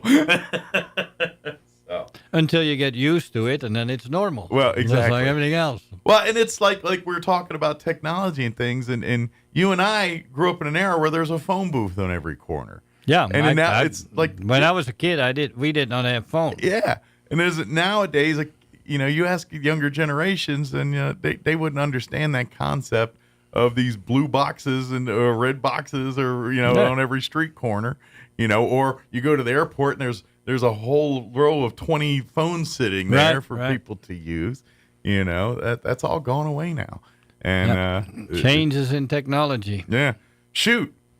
The 80s Superman movie makes no sense because there's no phone booths for Superman to change it to nowadays. That's right. Clark Kent had the phone booth, and now Clark Kent don't get no phone booth. So. Right. So, use the cell phone, I guess. Yeah. Of course, there's the other problem that they don't get to experience, too, is when you get into major cities like New York City, getting in one of those phone booths could be a crapshoot. It could be because sometimes they also served as homeless people's houses, and or a drug, like a guy's drug corner. Basically him taking calls as beeper or whatever. Like everything else, whatever good use it gets abused to or has bad use. So you don't deal with that anymore either. You got your own cell, but it's just that's one of those things to me that I literally was a staple growing up, and now is the dodo. It's gone. Right. It's gone. So. Of course, as a kid, it didn't matter. I could find a phone booth, still couldn't call home. Home didn't have a phone. But we survived anyway. Do any good. Now I always wonder now, like, do the Amish Because, like the Amish, like back in the day, like because they don't have phones and smoke signals. Yeah. But usually how they worked it out for like emergencies was the town they lived in had like one payphone that sat on like a phone pole on the outskirts of town. So in theory, if someone needs a medical issue or something emergency related, or, I think if they need to conduct business, right, that they can make the phone call. Like if they're selling their furniture or some of their goods, they need to make a phone call to talk with contractors and whatever. I think there's permissions for that. But and so now I wonder, is that still a thing, or is there like a town cell phone that sits in the parish somewhere that they do this kind of stuff? I have no idea, and it actually has never crossed my mind. Yeah, just be curious. Right, it'll be interesting. Yeah, but anyway, we got a little off topic there. But, but the point is, we're kidding in this world where you're going to have to accept the fact that if you want to do things on a computer, you're going to have to plug into the internet. You're going to have to do something because even to set up a simple email account, it's just nowadays, like what the phone went through. Yeah. Phone was invented, and big business and rich people had a phone, and everybody else did not. Then it got more common, but still was relatively expensive. But sure, you could afford it. And then it got real commonplace, and now it gets replaced by the cell phone. But if you for a certain time, I imagine. It's just expected that you had a phone at home. You want a job, whatever. We'll let you know. We call you. Yeah. And now it's the cell phone. It's just what we find now is it's almost getting to the point you can't run a computer if you don't have a cell phone. It's just getting close to that, depending on what you want to do with it. Right. We're in our world where you can't live your life without a cell phone. It's getting to the point, especially when we hit the pandemic, where you couldn't even walk into a store and say, here's $5, give me a thing of milk, I'll see you later. You couldn't even really do that anymore. It was all done online, delivery, and you had to have a cell phone, internet access, to do all that kind of stuff. And that was the big challenge during COVID, was getting people access to that stuff that normally didn't have access to that. Yeah, stuff. It's amazing how much technology was suddenly used in a different way. Yeah. And so I think that we were going that way anyway. I think COVID forced our hand a little bit to speed up that. Yeah, it changed a lot of things. The working from home. Look at all the empty buildings these days. Sure. That's becoming a problem. Sure. It's a lot of well, as business owners, there's all business owners, even John, he's a mom and pop business, and he's all about customer service. But at the end of the day, it's about how much money he spends versus how much money he brings in. And that's how a business works. And so businesses found, I can bring in more money and put out less by doing it this way. Maybe that's the model for our business now, and some have gone that way. Well, it's not, I can't run the store from my home, and that's not allowed, point one. And so certain it won't work for you. Kind of work needs to have a place of business. Sure. But, anybody that comes to work and sits the whole day in front of a computer to give quotes out or whatever, may just as well do that from any other place. Yeah. The beach, if you wish to, or your bedroom, or wherever. Whatever, yeah. Exactly, or the coffee shop down the street. But, and, that's a problem for some people because now the boss has nobody to commandeer around. And that requires people that are responsible and can be left to their own devices. Measure by a different standard. I mean, it's not 8 o'clock. Are you here? And then you have your 15 minutes off for coffee break or something. No, now you've got to measure, is there productivity? Does the job get done? There's quotas, there's deadlines, things like that. If somebody wants to work in midnight, if that works for that particular work, and they like that, okay, fine. As long as it meets the deadlines and the parameters of what they got to do, So, I don't know. It's just changing world. Sure, absolutely. But with that does come that, like you said, that, and that's, and then, I mean, technology-wise, that's a good thing. Because, any way you can make things simpler for society, I think, all in all, that's a good thing. Socially, I don't know if it's the best move because we are human beings and we do need to have human interaction.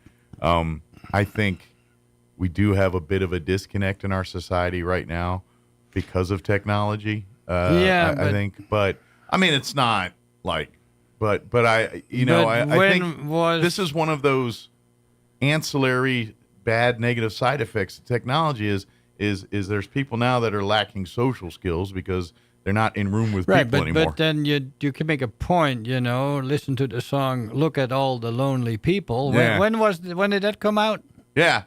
There were no. It's true. And there's still somebody made a song about "Look at All the Lonely People." Yeah. So it may be worse though. Yeah. Like, you could have put But it's just worse. like, it's just one of those things where it's like the protocol of in a meeting and stuff, and you learn that by sitting in a room and being in it for sometimes, and sometimes I wonder if some of that gets lost to certain people, but I don't know.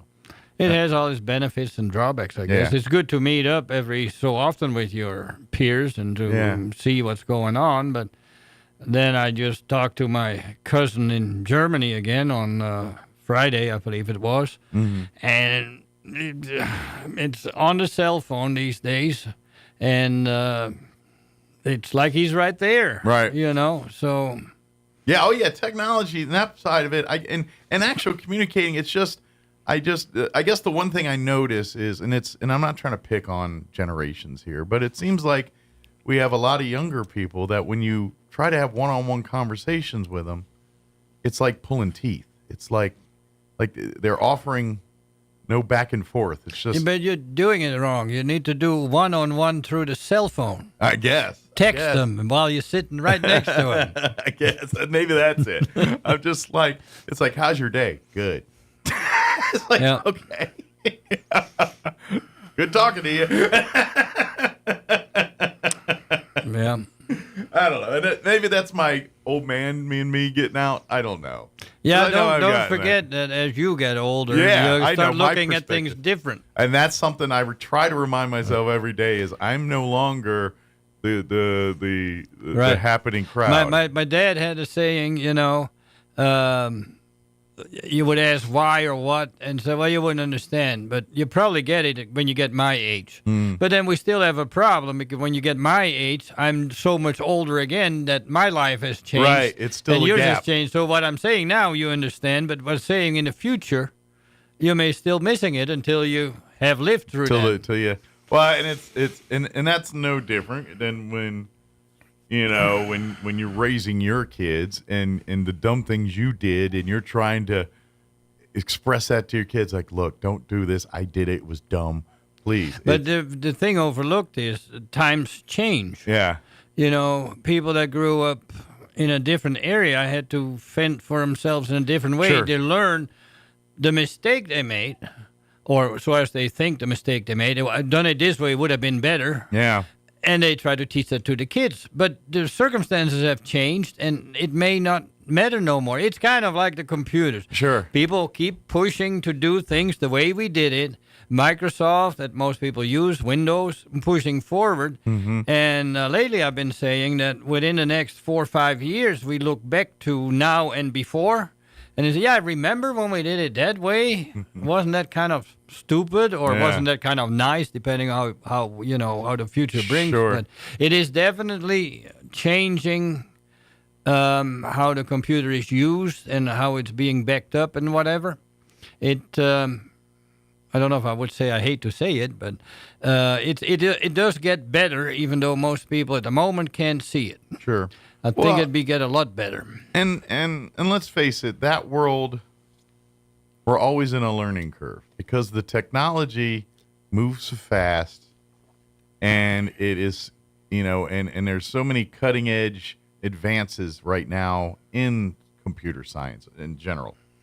From AI sometimes you just can't keep up with it. You can't see the forest for the trees. And that's where I think part of the problem is when you get people, it's like, oh, check out this new technology. I just heard about it, and be like, oh, that's been out for 10 years, and it's actually like second generation technology. Right, you know what I mean? And then when you get to our age, we're not so used to that fast change. It's like, I got a phone. I just got this thing. Oh, but you've had it a year. It's already outdated. Still usable though. So. Yeah, but there's that mindset of I don't know. Well, I look at that stuff. Does it do the job for me? Yeah. And I don't care what somebody else thinks, whatever. But do understand the computers. I say this all the time. If somebody brings in an old computer, wants to fix it up, okay, computer's worthless. It takes you $200 to fix it. You can buy a new machine these days for $250, $300. It's a lot smaller, a lot better, a lot faster. Is it the wise thing to fix the other one? So, if the computer gets about 8 to 10 years old, that's when it starts happening. Sure. And the answer is, if it costs you $10, $20 to get it going because of something stupid, yeah, maybe, if you like the machine, if it works for you. But if it don't work and it needs fix, don't fix the old one. Just put the money towards a new one. Yeah. But keep using it if it works. I don't care if the machine is 20 years old. If you play solitaire on it, there's still the job, and you can stand the CRT that's still on it or something. Fine. Why do you need to change?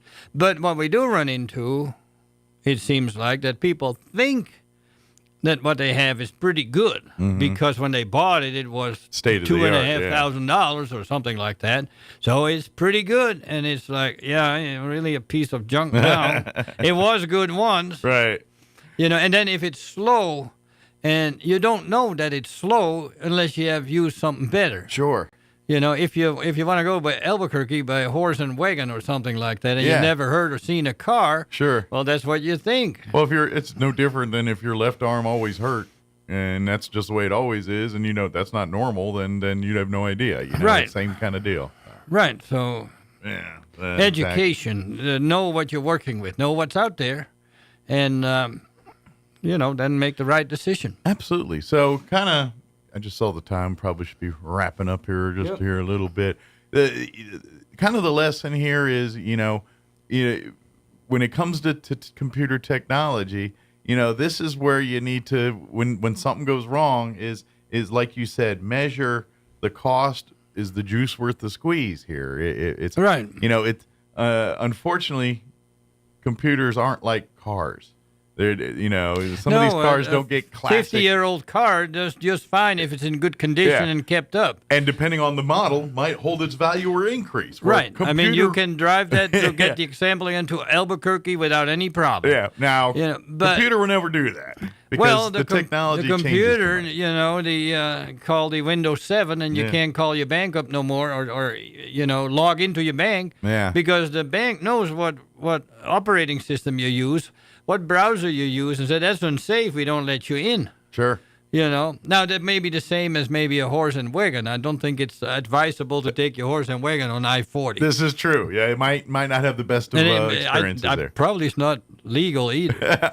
I would imagine too. Yeah, especially if you get on interstates. Right. Maybe some of them side roads. You a get on little interstates. side road, fine. Yeah. See, you use the old technology there with the old technology. Well, every once in a great while, you'll see a horse going up and down Main Street. But you're right there. And so really, if you are having some computer issues and things, please see John and let him talk to you and say, you know what, I can fix it. But to be honest, I would recommend you invest your money Bring on a it new in. We have a look at it. It's advisable to do before make buy a new one. We have people come in that want to buy a new one, and it's really why. You put that solid state drive in it, you got a good machine. Absolutely. And I think you could build them a computer. You could customize it to do exactly what they want for a very affordable cost there. Yeah, the problem is that what people want is nothing no more. They need internet. And, right. Any type of computer can do that. Sure. There's always this one thing that requires still the Windows, whatever. Yeah. Otherwise, it wouldn't matter. Well, and again, that's where John will ask you questions. What are you doing with this computer? You're watching a lot of movies on this thing. Okay, then we need to beef up the video card. You playing, we got a sound card. Are you just doing banking and things? Okay, we don't need to beef up the graphics on here so much. Biggest problem is still, we keep talking about it, forgotten the passwords, can't get into the account, lose the account. Somebody yesterday lost their account, can't get in. Yeah, that's the key. Right. Write it down. Do whatever you got to do. There's multiple passwords. Some people like them, some don't. It's all preference on some of that stuff. But the more you stay on top of your passwords, the easier your fix will be when something becoming goes wrong. really to the point. Use a password manager. Yeah. Even though I know we live in a world where you got 4-digit or 5-digit codes and face things or thumbprints. All of that is attached to a password, and if you don't know that password, that will bite you in the butt one day. Right. What also brings you to the spot where it says if you forgot your password, we can email you. What means that the email protection, where nobody can get in it, good password on the email, may be more important than most people think. Yeah. Because that allows you to reset the password. Right, because if I can have access to your email because you didn't protect it real well, then I can go to your bank account and say, that doesn't work, let me reset it. Yep. And then, of course, have the two-factor authentication on top of it. If I can do that, and if I do get the email, it still may say, push this on your cell phone. Mm-hmm. Well, I don't have your cell phone in my hand, and I'm stuck. And then the robber's foiled. But that part of computing is the real... headache at the moment. And I know some people complain about it, but to be honest, this is how we fix your identity from being stolen every 5 minutes. Once you explain why it's not as bad anymore. Yeah, we're at a point, and it's sad, where if you do stuff on the internet, which is pretty much all of us, in some way, shape, or form with banking or anything, odds are not, are you going to get identity theft? It's when are you going to get identity theft? It's almost to that point. Yeah, yes. It's not always your fault. Yeah, it's you bought something on some records get stolen from somewheres that. How many times you turn on the news and you see Target and Walmart and all these companies, hospitals, schools, lose all get hacked into and all that kind of stuff. So it's a deal. So don't come today. But come on by tomorrow. Normally Monday through Friday, 8 to about noon is when he does service working there at the shop, taking customers off the street, things like that. Right. The afternoons are reserved for working on the big projects, or if he's got to do a office or house call for networking issues or something like that. Or by special appointment. Special appointment, yeah. Any of that stuff, that's when they handle. So don't hesitate to come by or reach out to John at Oasis Computers. Give out the phone number. 575-625-9141. Leave a voicemail if you do not get John live. He will call you back if you leave a voicemail. He'll call everyone that says hi to John on the voicemail and gives them a way to get back. Told him he will return your call. You may call in the afternoon, too, especially if it's an emergency. If I'm around, I can most likely help redirect what I'm doing. And that's something, too, and that's the beauty with John, too, is, he's got his set hours, too, but if there's an emergency or something goofy, John's flexible enough to usually, if he's available, he'll take care of it. If I'm caught up, let me put it that way, it's not too busy, I have opened the door up and put the open sign out in the afternoon because, may just as well pick up if somebody drive needs by something. and say, absolutely. But if you've got computer issues, bring them in. Mm-hmm. Obviously, if you've got the blue screens of death or error codes, if you can take pictures of that or bring it in its state like that, that definitely helps John when he starts his investigative process to start looking and knowing where to look and all that good stuff. So. And then, of course, if you want new, too, don't forget, John can help you whether you want to build a custom computer, whether it's laptop or a big PC, or if you need advice or information on the technology needed to kind of cut the cord. And the technology is becoming inexpensive. Absolutely. We've been selling for $280 a whole system that is, for most people, better than the old one, even though it's the low end now, but we don't need much no more. Sure. So at $280, it's becoming a problem to sell used systems and fix them up. Yeah. Well, and it's in a world too where it's got competitive. I mean, now computers are competing with cell phones, because there's people that are making that decision. Do I want a cell phone or do I want a computer? And they're picking cell phone. You know what I mean? And so their competition's broadened. So it turns out in most cases you may need both. Yeah. But it forced computers and things prices to come down. Right. Competition. That's where competition's good. And it's straightening all out. With the COVID, prices seem to have stabilized. We're starting to get a steady supply of inventory. We can seem to get what we want instead of take what we can get. Or wait months for something that you're hoping it's getting better. Yeah. Well, good deal, John. As always, safe travels today, and we'll see you next time here. And okay. And if there's anything we can do, give us a holler. Very good. All right. Thank you. John. All right. It is 7:55. Let's pause for news, your Kim Commando update, and also we'll get you Chaves County Sports Report brought to you by DSI. Now, urged to avoid traveling south of Poe Street. Drivers were urged to stay away from Sunset Avenue, Brasher Street, South Main Street, and Southeast Main Street, all south of Poe on Wednesday. All of those areas were experiencing 20% visibility and at times zero visibility. The conditions also caused Roswell Transit to halt service in those areas, and the Roswell Relief Route between McGaffey Street and Sunset Avenue were also closed.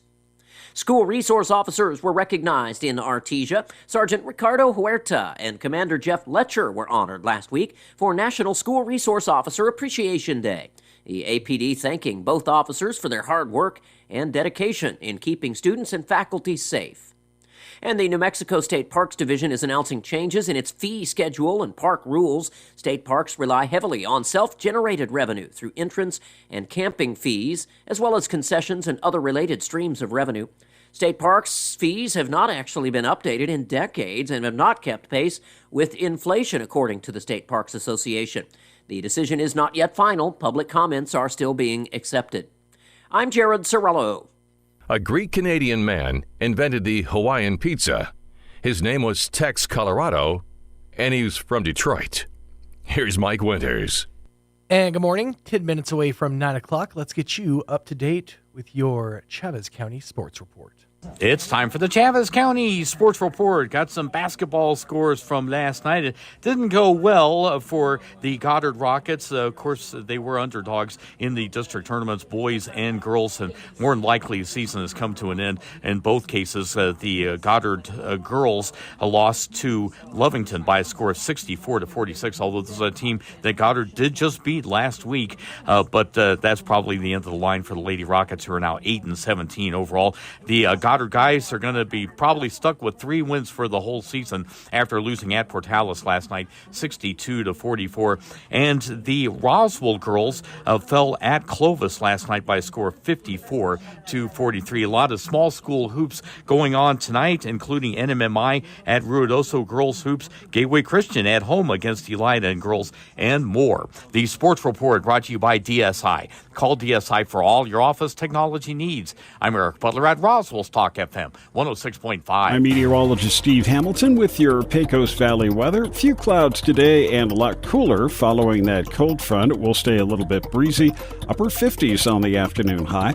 We have another low developing off to the south and west, and that'll be moving through our area overnight, so we could get some rain showers. Our low in the mid to upper 30s, maybe a little bit of snow mixed in.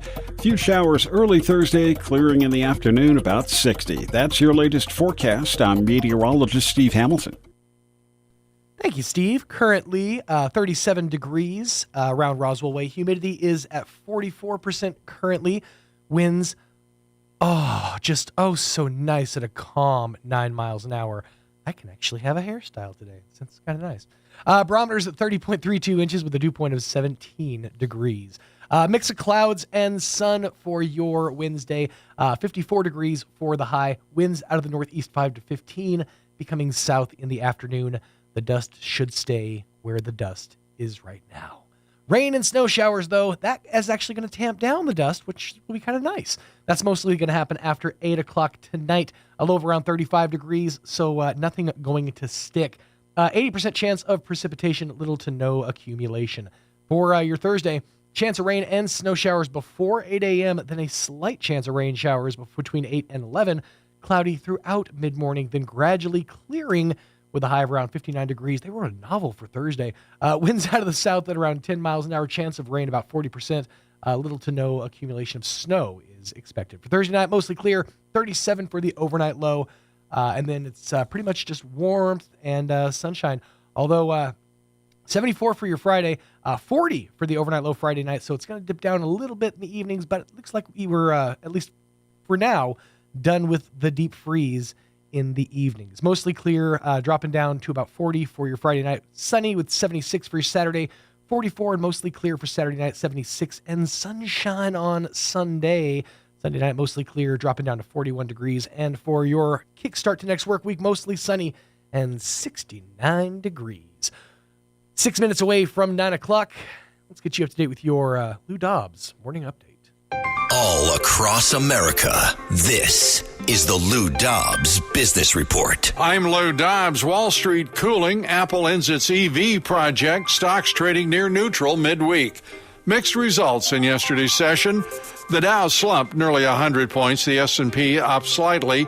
The Nasdaq up nearly 60 points. Modest Apple and Alphabet gains carried the index. Wall Street waiting on key economic updates. The Fed's preferred inflation gauge, the core PCE, comes tomorrow. And expectations high for today's quarterly update from Salesforce. Investors looking for more insight into the company's AI outlook. Salesforce continues to focus on boosting its AI products. Apple bowing out of the electric vehicle race. Apple's EV plans have been kept secret for years. Now word is Apple will cease work altogether on the project. Thousands of employees are expected to be repurposed across the company. OpenAI is asking a federal judge to dismiss the New York Times lawsuit. Now OpenAI says the Times paid someone to generate fake copyright infringement examples to help its case. Please join me twice each weekday for the Lou Dobbs Business Report right here. Business news you need to know. Keep listening for more. This is the Lou Dobbs Business Report. Companies in the United States are 10 times more likely to be a victim of a cyber attack. Manufacturing, healthcare, retail, financial services, the leading targets. Ericsson's Cyber Z Suite provides the protection you need before your data gets stolen, bank accounts get drained, and operations are at a standstill. Call Ericsson today to schedule a no-obligation consultation. That's 908-878-7717. Ericsson, ERACENT.com. 908-878-7717. Grab your boots and head for the Liberty in Roswell for Country Dance Night with the Colt Gibson Band. I'm going right out of what's left of my mind. Friday, March 1st, with special guest Fabian Romero. Doors open at 6 and the show starts at 7. Tickets and more info at thelibertyinc.com. Don't miss Country Dance Night with the Colt Gibson Band. Left of my mind. Friday, March 1st at the Liberty in Roswell. Hi, this is Colt Gibson, and I approve this message. Double Up Days are back at Roswell Honda, and that means double your tax refund up to $2,000 right now. $1,000 get you $2,000, $1,500 get you $3,000, and $2,000, well, that gets you $4,000 towards your next vehicle at Roswell Honda, and that's on every make and model across the lot. Bring in your tax refund and let Roswell Honda double your refund up to $2,000. Now's the time to make your dollars go even further, and it all starts right here. Double Up Days are back at Roswell Honda, 2177 West 2nd. It's possible to turn peanut butter into diamonds. Peter Pan tried it with his buddy Skippy, but they couldn't do it in a jiff. Here's Mike Winters. But 3 minutes away from 9 o'clock on your Wednesday morning. Sean Smalls sitting in the captain's chair for an ill and Mixmaster Mike Winters. He will be back inside your radios very soon. He's dealing with some issues of the bronchial tube nature. Hey, real quickly, wanted to put it on your radar. The New Mexico Golden Gloves 76th State Championship Tournament going to be hosted in Roswell coming up March 22nd through the 24th. Now, the tournament's going to be held at Roswell High School at 500 West Hobbs there in the gym. The first bell on Friday, March 22nd is at 5 p.m. First bell on Saturday, March 23rd at 1 p.m. The first bell Sunday, March 24th at 1 p.m. It's only $10 per day to get you in. Veterans and seniors, just $7 per day. And if you're a student 5 to 17, it's only $5 per day. In other words, kids 5 and under, you get to watch the fights for free. The winners of the open class division, they're going to move on to the regional tournament that's going to be held in Denver to compete against the Colorado State champions, with the winners moving on to represent the this division, Colorado, New Mexico, at the National Golden Gloves Tournament to be held in a suburb of Detroit, Michigan. So this is a pretty big deal. You get to see some prize fighters really start making their way up the card. This is a great chance to check that out. Now, additional info can be obtained by contacting President Ray Baca, at the president of the group, not the president of, well, 575-910-2222. dude's got an insanely easy number to remember. That's Ray Baca at 575-910-2222. It sounds like punches. 2222. Or contact Tournament Director Juan Nunez at 505-552-4142. Just call Ray Baca. That number's way more fun. 910-2222. But Golden Gloves action coming to Roswell High's gym. Happening March 22nd through the 24th. And it's the 76th annual state championship tournament. That's going to be a doozy. Stick around. Next hour, we are scheduled to have the folks from American Legion Post 61. We'll be sitting down, chit-chatting with them about all the goings-on with their group. Obviously, Memory Lawn Cemetery is theirs now, and so we'll talk about the upkeep, some volunteers that are needed, and if you're looking to join an organization, maybe they could be the one for you. We'll talk about that coming up next hour here on A Morning Without Mike Winters on 106.5 Roswell's Talk FM. Stay tuned. Hugh Hewitt is now in Roswell on 106.5 FM KEND Roswell.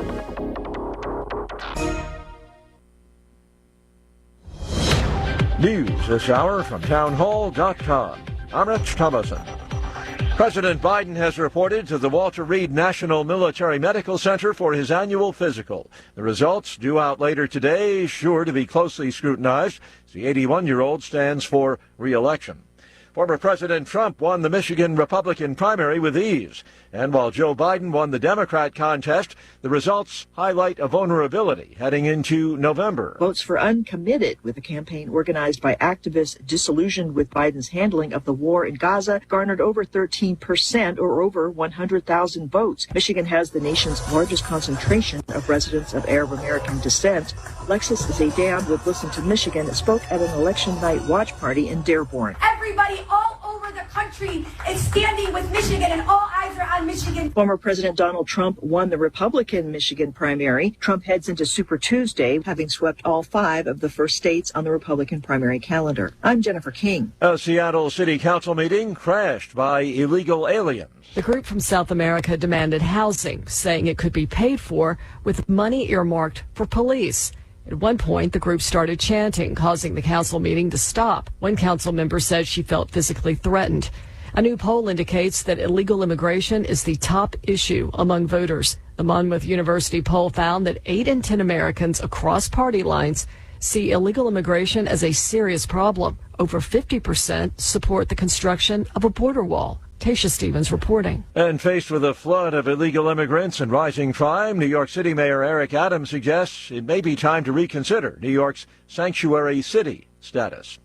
On Wall Street this morning, stocks in the red so far. The Dow down 62 points, while the Nasdaq is off 59, the S&P 2 points lower. More on these stories at townhall.com.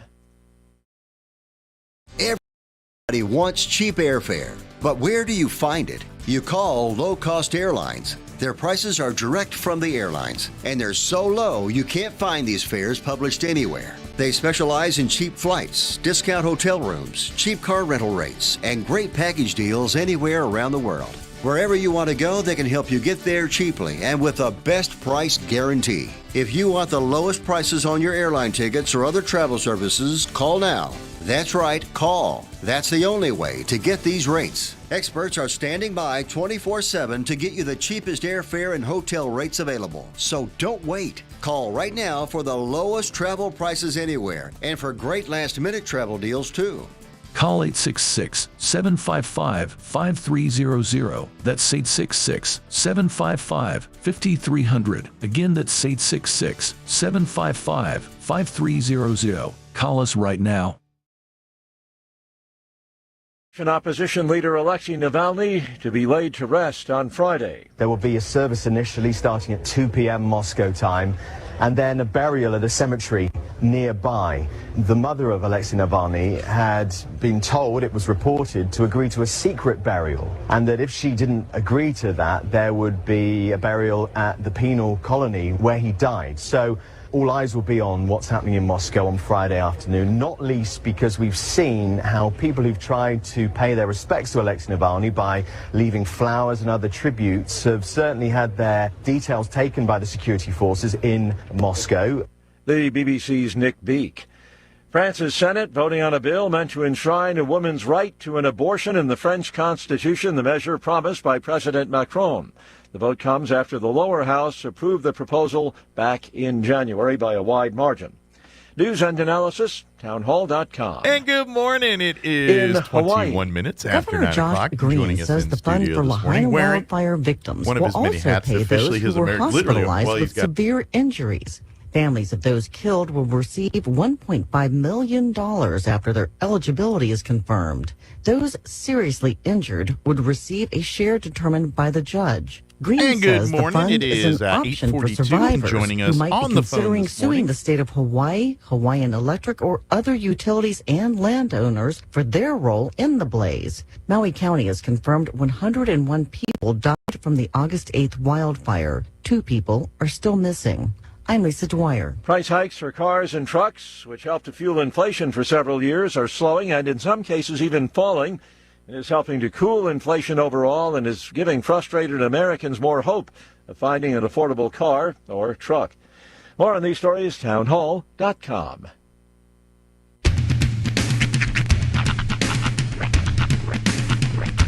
What in the wide, wide world of sports is going on here? I promise you, whatever scum did this, not one man in this force will rest for 1 minute until he's behind bars. Now let's grab a bite to eat. Yeah, come on. I feel the hot wind on my shoulder and the touch of a world that is older. I hit the switch and check the number. I leave it on and then I slumber. I hear the rhythm ringing through it. Flamenco guitar and cumbia music. I hear the talking of the DJ. The travel listen, what does he say? I'm on a Mexican radio. I'm on a Mexican world radio. Broadcasting live from high atop the J.P. White Building in downtown Roswell, New Mexico. It's Mornings with Mike Winters on 106.5 Roswell's Talk FM. Is that what I sound like when I talk? Now, here's your host, Mike Winters. And good morning, 6 minutes after 9 o'clock. Don't worry about it, Jocelyn. It's just at this point it's on.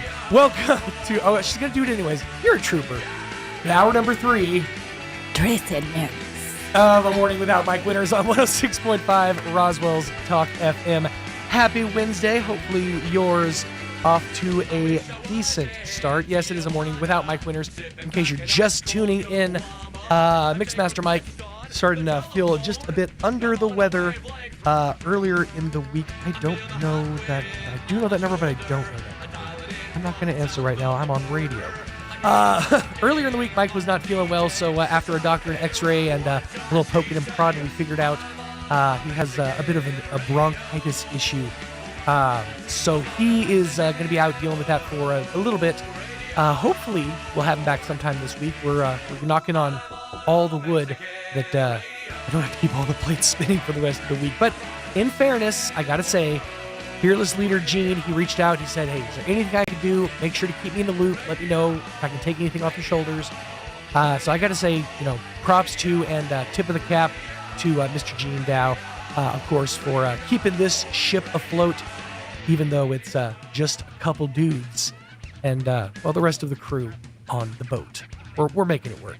We always make it work somehow. That's just how morning radio works. In fact, that's actually kind of the fun of the job, is seeing what gets flung at you and trying to come up with ways to maneuver your way around it. That's always been the fun of the business. It's interesting looking back at kind of how things evolved, because I distinctly remember doing remote broadcasts with Mike sitting in this chair working this board with a phone while I was actually, and I believe this one was at a cornfield. I was doing a remote from a corn maze, and I was on my cell phone, using it as my microphone, doing a remote broadcast, basically a phoner, but essentially he had to put me through, and the technology was all wonky. Nowadays, we can do all that from our own phones. We can put ourselves on the radio. It really is a stroke of modern technology. You got to love the tech of it all. But as they say, the more things change, the more they stay the same. And speaking of tradition, I want to put this on your radar. If you weren't already aware, this is going to be a big event, but you're going to need some time to plan, so I'm putting it on your radar early. The Conquistador Council of the Boy Scouts of America presents the 2024 Rio Hondo District Pinewood Derby.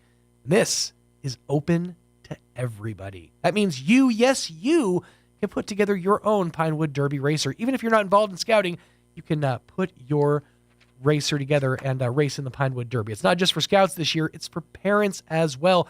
And when you put both together, you got yourself timeless scouting traditions that parents and kids can enjoy for years to come. I talked about it when we had the folks from the Conquistador Council on the radio as I rushed in to fill in for Mike, who had to haul ass to the ladies, as they say on Clueless. But I have some of the best memories I have of me and my dad were of of Cub Scouts. Essentially, I never made it to Boy Scouts, but of the Pinewood Derby, of sitting on the porch and whittling down your car and getting it just to the perfect aerodynamic shape. Sometimes we would put like a dip in the hood to kind of give it a little bit more aerodynamic, so the wind would cut over it, and get it down to a fine shape. But then you also have to add the weight back that you cut off. So you put in the lead weights, you put in the other stuff. But my dad, he always was very specific on where you put the lead weights, because you didn't want the car to high center. You didn't want the car to drag in the back. So the placement of the weights themselves was very important. He would actually drill a hole in the bottom and then put the weights in there so it would pull the car. It's the only time I've ever seen my dad use physics and gravity, but boy howdy, got me to the next round of competition. Now, entries open to boys and girls pre-K through 12th grade. The adult Pinewood Derby category is also included. An official Derby starter kit is required to participate. The kit includes wood blocks, wheels, and 4 lead-free nail-type axles. Online registration required for all participants. You can register all the way. Actually, registration is now closed, apparently. But if you have signed up, or if you're going to sign up, this is a great chance for you to be involved. It's Saturday, March 24th, 10 a.m. at the Assumption Catholic Church at 2808 North Kentucky here in Roswell. It's going to be a blast. You're definitely going to want to, if nothing else, come out and watch. Check-in time is at 9 a.m. 10 a.m. is the start time. There'll be door prizes, food vendors, and food trucks out there, and fun for the entire family. So come on out. Escape the indoors. Escape the modern trappings of society, and get back to a little tradition with the 2024 Rio Hondo District Pinewood Derby. It's going to be exciting. I'm looking forward to it. 11 minutes after 9 o'clock. Let me give you the rundown here on this Wednesday morning. Going to hit you with the weather here in just a few minutes, get you up to date on that. And then coming up here in just a few minutes, about 9:15 or so, we'll be chatting with the folks from American Legion Post 61, get an update on what they have going on, all the happenings over there. And again, they're constantly busy looking for volunteers with the adoption of Memory Lawn Cemetery and all that good stuff. So we'll talk to them about that coming up here in just a few minutes on this Wednesday morning. 12 minutes after 9 o'clock, let's pause and get you up to date with some weather. I'm meteorologist Steve Hamilton with your Pecos Valley weather. Few clouds today and a lot cooler following that cold front. It will stay a little bit breezy. Upper 50s on the afternoon high. We have another low developing off to the south and west, and that'll be moving through our area overnight, so we could get some rain showers. Our low in the mid to upper 30s, maybe a little bit of snow mixed in. Few showers early Thursday, clearing in the afternoon, about 60. That's your latest forecast. I'm meteorologist Steve Hamilton. Thank you, Steve. Let me update the weather here. It's always funny that Mike's the older fella, and I have the worst eyes, so I got to blow this thing up to where I can read it from where I'm at. And 39 degrees currently, looking at humidity about 39%. Winds out of the north, calm, even calmer than earlier at 8 miles per hour. Barometer at 30.36 inches with a dew point of 16 degrees. Looking at mix of clouds and sun, partly sunny skies for today. 54 degrees for the high. Winds out of the northeast, 5 to 15 miles an hour. So much calmer. So if you were stuck in one region of southeastern New Mexico, good news. The roads are clear. You can come on home. We'd appreciate that. Just, please be careful. Anything can happen. Rain and snow showers happening tonight, mostly after 8 p.m., a low of around 35 degrees. Winds out of the south, 10 to 15 miles an hour. Chance of precipitation is at 80%. Little to no snow accumulation is expected, so don't go getting your hopes up, kids, for a snow day come Thursday. But a chance for rain and snow showers before 8 a.m., then a slight chance for rain showers between 8 and 11. Cloudy through mid-morning, then gradually clearing with a high of around 59 degrees. Winds out of the south at around 10 miles an hour. Chance of precipitation is 40%. Little to no snow accumulation is expected. For Thursday night, mostly clear, getting down to 37 for the overnight low. Winds out of the south 5 to 10 miles an hour. And for Friday, sunshine, 74 freaking degrees. Winds out of the northwest 5 to 10.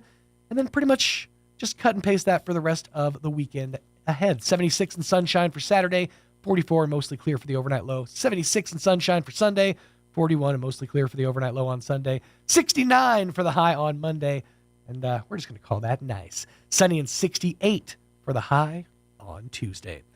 14 minutes after 9 o'clock, going to pause, pay a couple bills here real quickly. And after these, we sit down, chat with Don Weld from American Legion Post 61 on a morning without Mike Winters. Stay tuned. What made Roswell Hyundai the #1 used car dealership in southeastern New Mexico for 2023? Great selection, great savings, and great people. Roswell Hyundai has an amazing selection of makes, models, and model years to choose from. If you can't find it, Roswell Hyundai can get it. And Roswell Hyundai will take any trade. The experts at Roswell Hyundai will work with you to get you behind the wheel of your next dream ride. So, what makes Roswell Hyundai the #1 used car dealership in southeastern New Mexico? You do! Come check out the Used Car Supercenter only at Roswell Hyundai, 1909 West 2nd. Wakefield Oil Express has the highest quality service in Roswell with a 17-point full-service oil change that includes a full wash and vacuum at their car wash. You won't find a better deal. They also offer full synthetic oil changes, fuel and cabin filter replacements, and will even check your battery. Their tunnel wash isn't afraid of dirty vehicles. They have the best value wash in town with free vacuums. They even offer wash passes that can be used for multiple vehicles. Next time you need your oil changed, go to the fast and efficient Wakefield Oil Express and let them earn your business. 3204 North Main, Roswell. If you suffer from pogonophobia, you would not want to attend a party with the following people: Kenny Rogers, Santa Claus, Willie Nelson, the cast of Duck Dynasty, and 2/3 of ZZ Top. Here's Mike Winters. And good morning, 16 minutes after 9 o'clock. And joining us in the studio is Don Weld and Lizzie Lee from American Legion Post 61. How are you guys doing this morning? Doing great. How you doing, Sean? Doing good. I'm just finally getting Mike's butt groove out of this chair, and I'm kind of working my own, and so we're getting comfortable. TMI. We're finally getting comfortable over here. I'm surprised you don't bring your chair over here. You know, I would, but moving those chairs around at this point, we've had these chairs for so long. I mean, fall apart. This thing's it's in pretty rough shape. If you move it more than 10 feet, it gets mad, and then it wants a bottle of water. So it's a busy 2024 for a lot of folks, but a busy 2024 for you guys over at the Legion as well. Yes. How have things been going? Busy, like you said. We just had our four chaplains ceremony. How was that? Went well. We enjoyed it. Really well. Wish we could get more people to come out and see it because it's. We had some new people there. Yeah. It was really actually great. Yep. It's such a moving and just amazing story, and it's one that you really hope and wish that more people had a chance to hear. They really should. They really should, and that's why we put it on every year. It's not even selflessness. Yeah. It's just there are 4 souls that you can save with that life jacket, and that's why we have life jackets there. Yep. At this ceremony is to remember how real this was. Absolutely. Mm-hmm. Yeah. It was a moving story, and definitely one that, you know, and with you putting these on every single year, it gives a whole new generations a chance to hear that story. It keeps it alive. It keeps it in the ears and in the minds and hearts of folks, so that they can pass that on to future generations. Right. And I genuinely hope that, you know, as you know, we move on in time, that the 4 chaplains ceremony is something that stands the test of time and continues on through the years to come. It should. I hope so too. There is a national monument, forgive me if I don't remember exactly where it is, back on the East Coast, but it's not Washington, D.C. And that particular church has the stained glass windows, and actually the original memorial got moved because the building was being demolished, and so another church took it onto their property, and that's where it's at now. There is a website. Please don't ask me the website directions, but well, you can it find is it. there. Sure. Yes. Look for the Four Chaplains. Yes. Memorial and ceremony on the web. And that's really to get that full perspective. It's sort of like one of those. It's a tough visit. You know, it's kind of like going to the Anne Frank house. You don't necessarily go for to enjoy. You go to immerse yourself. Haven't done that in one yet. history. I haven't done that one either. It's on my list. But it's immersing yourself in that experience. It's putting yourself in the place, in the time, and that's really the best way to experience it. Absolutely. Yeah. And, Very definitely. And immerse yourself in that history. So so the Four Chaplains ceremony wrapped up for this year. Obviously, a lot going on with you guys taking over ownership of the cemetery. Right. And that's been a busy thing with transition of ownership and getting all the legal side of things signed off. He and Commander Lee did a lot of that. The big thing we need right now, money. Absolutely. Because we got a lot of work to do out there. We want to get an in-ground sprinkler system. Okay. So that we don't have to haul those sprinklers around all the time. That's a lot. That takes hours of work. That is a hassle to get everywhere saturated to the spots that it needs to. That's right. Getting that system would be a we big really help. want to make that look like its name, Memory Lawn. Memory Lawn, Got a absolutely. Real nice lawn. It is, and if you've never been out to Memory Lawn Cemetery, take a trip out there. It's beautiful with the fixture right there in the centerpiece, and it's a really nice facility. And you guys have done a great job keeping it up over the last few years. And now with ownership, obviously, that continues, and the responsibilities increase. Yes, very much so. We want to put a Blue Star, family Blue Star, right, monument Gold out Star. there.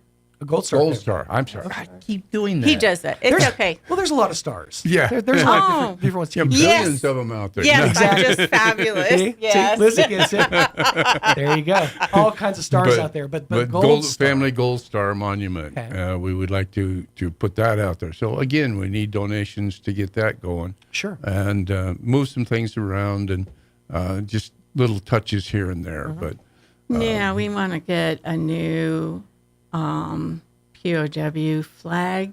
And the one that we're have up there right now is not the size that it to match could the be. U.S. flag. Well, it's going to be just a touch smaller. Right. Well, not Just a touch smaller. It's a balancing. We thing. got more than a touch smaller. So, it's a noticeable difference. Noticeable enough. It's a noticeable difference, that and people shouldn't get too upset. And I try not to be embarrassed because it is a POW flag, and by golly, we got it up there. Right. So that's going to need a few dollars. Sure. And upkeep of those flags too, because again, we live in windy We need Roswell. to swap it out. Flags do not last forever. No, they don't. No, and you can fix them depending on what the rules, and I have to go read the rules because I do have a regular sewing machine. I don't have a heavy duty one like Andy had, but we need to fix those. But when you take one down, then I kind of feel like we should put that up another one up because if we don't, there will be a few people calling to go, "Hey, what happened?" Yep. Because there's that one dude with his binoculars sitting out on his patio going, "Flags down." Yeah. But we are so grateful to the late Henry Mayhew for his, oh my God. When I went out there that time, when I went out there and saw that new flagpole, I was crying. Yeah, it's beautiful. And it's It really amazing. helps. It's just amazing how something that is, I mean, and obviously the symbolism and the the power behind that, but something so small can make such a major change, major difference. It's a big pole. It's a big pole, yeah. You know what we could do to get people to notice it? We could turn the flag upside down. Oh my would- God! No. you know what? We That are would so get not it. doing They that. would. We are He's not wrong. so not doing that. Hey, controversy creates cash. And why It's is a that? sign of distress, though. Right. But I may be having a bad day, but by golly, it doesn't raise to that extent. Well, actually, there's other things too. Like, have you guys ever thought about there's webcams out there for everything. There's actually I know. I've sat for like 40 minutes and watched a webcam of an intersection of like someplace in like Roanoke, Virginia. It was like it went viral for a while because like weird stuff would happen. People would just like start showing up with like signs and stuff. So for 40 minutes, I just sat and watched a webcam of an intersection. Y'all ever thought about putting a camera up on that flag? No, but I can sit there and watch a eagle's nest waiting for the egg to pop open in northern Minnesota, no less. Oh, okay. Yeah, that's where I'm from. So remember, for 4 months, I don't know if you guys remember this, but a few years ago, the entire world and the internet stopped everything they were doing and watched a webcast of a pregnant giraffe. Giving birth. I saw it. Giving birth, yeah. I saw it. It may not have been that second, but I did see it later. Well, because it just kept going on, and by the end of it, people were and just they like... drop on their head. Mm-hmm. By the end of it, people were just like, why are we still here? And it finally happened, and it was a momentous occasion, and then we all moved on with our lives. Yeah. But see, in my mind, I'm thinking, okay, we get maybe like an LED Don't we lighting. have one already out here on the corner? Do we? A webcam? Yeah, I heard last year, and I actually went to it, and it was on the corner of like something in the courthouse. Maybe. I don't know if we have one there, but I know that we used to have one up on the top of the SunWest building. That's where KOB used to have their... KBIM, excuse me, used to have What's SunWest? The TV channel KBIM. Let me clarify. Used to have their camera of downtown Roswell, but I'm thinking like an LED lighting setup. Maybe have like the lights change and give people something to look at while the flag flies. No, at night you have to have a light on it. Yeah. That's one of the. I'm not even going to get into the rules of flying a flag, but I do remember. That if you fly your flag at night, you have to have light on it.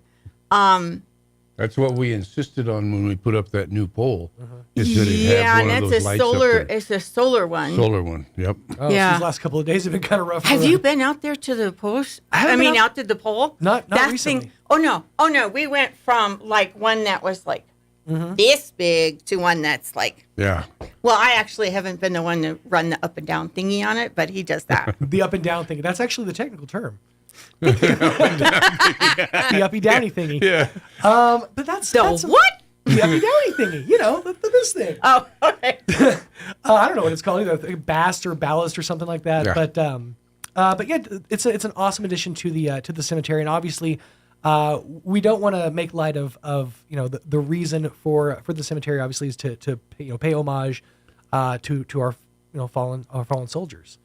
Yeah, and that's what it's a great all 297 of them, and finding more every time we turn around. Which brings up the next thing. Oh.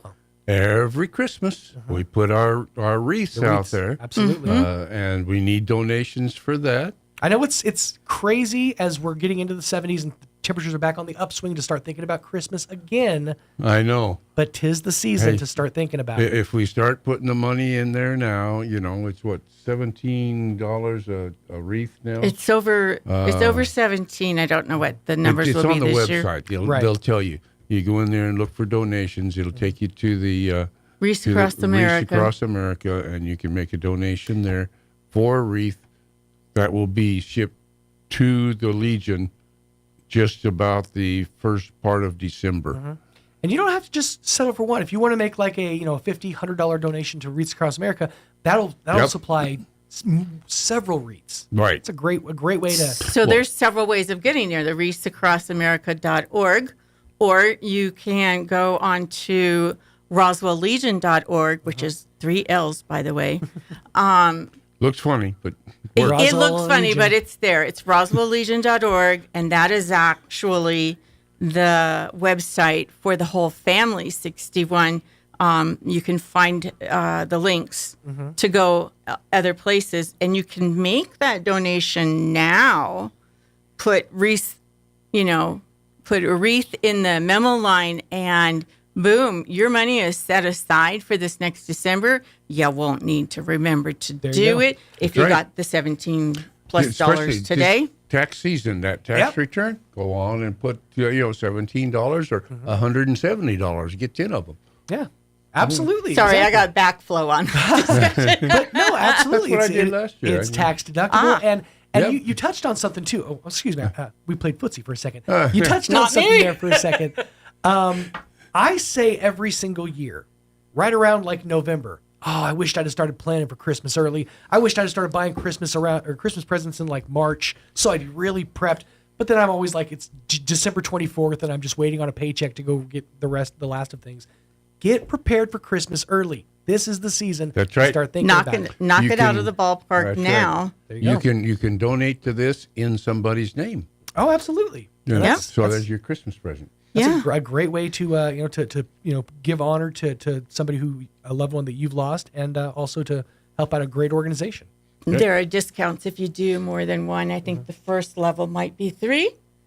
And so then we place up the order for it, and then they come back and say, okay, you're getting so many X number. You're getting extra because we got over a certain amount or whatever, then we get extra. So we put every dime, any extra, straight into more wreaths. And by the way, I think it should be said, these are quality, beautiful They're wreaths. beautiful. are they? Made in America. Yes. Oh my Grown in God, America, yes. Grown in America and made in America. By veterans. By veterans, absolutely. Yes. They hire veterans to do these, make them. It's an amazing organization. This is kind of just a side thing, but I learned something recently that I thought was fascinating. I'm really into watching military ration videos, review videos on YouTube. It's a strange subset of Ration? YouTube. Military ration videos, MRE videos. Basically, they open up MREs and try the components. One of the most fascinating things I found out is a lot of these MREs components were packed by an organization called the Oklahoma School for the Blind. Oh, that's right. I forgot that. There's an organization in right. central Oklahoma that strictly hires Current blind. or old? No, this is current. They've been in operation since I want to say like the 20s or 30s. But they only hire blind and visually impaired people that come in and actually pack these rations. I think I actually drove past them on the way to vacation. Did you really? Yeah. It's just a side fact, but it was just something that you guys had mentioned. Because it's not small. No, it is a large campus. It took up a bit, and it. I would say that. Wow, yeah. No, I didn't know. I didn't know when we drove past it. It was they do the MREs. That's what they do. Yeah, that's one of the many things that they teach folks. Life skills and things like that. Obviously, Sure. but giving back to the folks out there who are fighting on the front lines every day. Just kind of a fun fact. Yeah. So obviously the money is the big focus. We want to make sure that we can have the money that's necessary to make these updates, these changes to the cemetery. And there's lots of ways that people can donate. They can donate through RoswellLegion.org or there's several ways. You can make a monetary donation. You could call you guys in person. Send a check. Yep. Now, are you guys participants in the Smile program, the Amazon Smile program? No. Okay, No. This is I'll talk to you guys off air about it, but this is something that I think they still do. Amazon has a pilot program where they'll let someone go and put your name in as a charitable organization, and a portion of every cent that they spend on Amazon goes to your organization. Yes, I did hear about An that. affiliate program. The folks out at the Aviation Museum, they're a part of the Smile program. But it's a passive way to kind of have some income, and it's something you could put on your website and have people link to. So when they're doing their Amazon shopping, getting their toilet papers and whatnot, a couple cents comes your way, and they don't even know that they're doing it. Yep. So just another thing to think about, putting a spur in your bonnet. It's like I see at some of the stores, if you round up your bill a few cents to the next whole dollar, that few cents goes to whatever organization is designated by that group. You can do that. That's what this Smile program is. I remember that now. And that's great and everything, except for when you get to the thing and you get your total's like $12.01. Yeah. Like, I didn't want to round up this time. Yeah. That's a whole dollar. Dang it. Now I got to round that up. But lots of ways to help out the American Legion. And obviously you guys are constantly busy. How are we looking as far as flag retirement? Any anything with that coming up? We keep collecting the flags. We haven't set a date yet or a place. We're working on it. Yeah, we're working on it. More than likely, we will work with the other American Legion post 28. They have a burn pit. Okay. So we have done that in the past there. Maybe we can work with them and do that again this year. Reach across the aisle and say, hey, we have resources. Let's use them together. Right. Absolutely. I have a note to make. We make no money off wreaths across America. Absolutely nothing. Right. Okay. Nothing. Just make sure I had to. Just for disclaimer's sake. Yeah. Yeah. But that being said, it is an amazing organization, and the fact that we're and they do so much teaching with the children. They really do. And the fact that we're helping to keep them going keeps the wreaths coming. It keeps that tradition alive. And we used Family 61's Pack 61 for the Scouts. We have a Scout group. We had them helping put them down. Like I have a difficult time reaching to the ground. Sure. So, and I don't feel like going, with the wreath. So that's a sign of disrespect. Of course. I grabbed one of the kids and said, hey. Okay, No, not physically. Down. This is how not we do physically. it. Yeah. I looked at his mom and said, can he help me? And she's like, yeah. This is something I've learned as my hips and knees stopped working the way they used to. Child labor is fantastic in situations like that. I need me. Utilize your children, folks. We don't do enough of it. I see them in the buggies at the store, and it's like, what aisle did you get that one at? I need one. It's funny. I have two, one 5, 1 10, and my 5-year-old likes to ride on the front of the cart.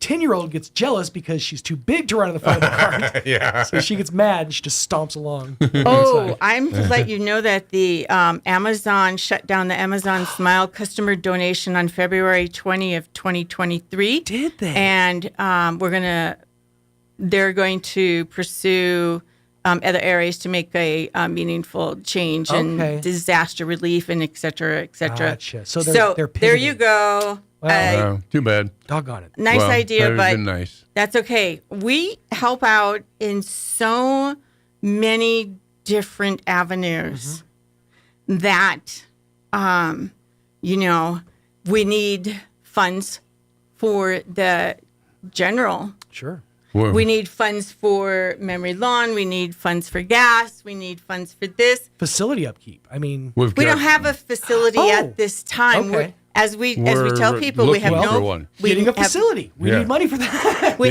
do. Actually we do. We have no building. We have no bar. It's set in our rules not to have a bar for a certain period of time. So we want to extend that too, probably. Yeah. There's plenty of places that people can go. There is already. That's right. There is already post 28, and they've been here for 100 years, and they have their own building and their own bar. And they have their own clientele. So we stick to the 4 pillars. We stick to asking I had to laugh when you said about the 99 cents, about rounding up. Yeah. Okay. So, true story. You haven't walked past me on a Saturday at Farmers Market in front of the courthouse after July. And the first thing I'll ask you is, can you spare $1 for for veterans and kids? Yeah, because that's and what people will go, $1? What the hell's $1? Yeah, your dollar, and I stand out there and say this: your dollar, and that person's dollar, and that person's dollar, and the next thing I know, I have enough to group with other money to pay for a meal for a veteran, pay for a night in a motel, get somebody off the street. Exactly, and that's the most important thing that we deal with now is with mental health issues and with obviously PTSD and issues like that. It's led to homelessness for a lot of veterans. It's led to hunger for a lot of veterans, and just dealing with things like that on a consistent basis. And when the VA hospital falls through, when veterans don't get me going. Services falls through. There's folks like the Legion to kind of pick up what falls through the cracks. We do our best. Gigantic gaping cracks. Yeah, we do our best to do that, but we need money to do that. Absolutely. So 100%. Anytime we can get donations, we don't use it except to help the veterans and the community, And their kids, their families. And that's something that you can, you can sleep good at night knowing that your money is 100% going towards the thing that you mean it to go towards. If you give to, Save the Children, who knows where that money's going towards. That's right. I'm pretty sure that, Sarah McLaughlin gets a cut for her arms at the end of the song. I used to work on a commercial company's, their donation group. And it was all employees. And once a week, we would sit down and look at the requests because we would just tell people, bring it in writing, and that will be easier for us. And so I get it. There's a lot of hands in those pots, but when it comes to a donation to the Legion, your money is 100% going towards helping veterans, towards keeping up memory lawn, towards obviously the all the services that you guys provide throughout the year, up to including the retirement ceremonies, things like that. All these things cost money. Right. I mean, they're all expenses. So when you see us with our, what they used to say, hat in hand, well, it's serious because like the baked goods that we have on Saturdays at the farmers market is that's donated by our members. Yeah. And when I say a pair of twins made those, they're the cutest little twins. I'm just grabbing one of these. That was our very first one. Yeah, these potholders that Mike. I mean, he's had this here for about a year now.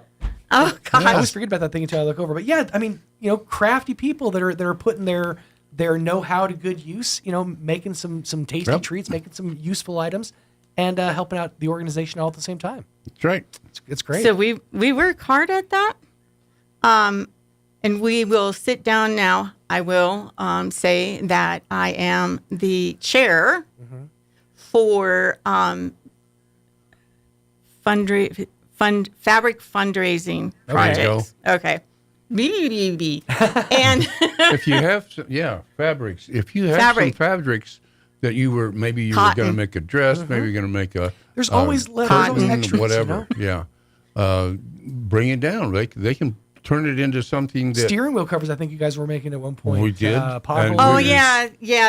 girls were really good at that. I wasn't that great, but was the chair. They did a good job. They did a good job. I haven't finished mine. That's sad to say. Maybe have some more this summer. Okay, maybe when we get out. We have another individual, Miss Robbie.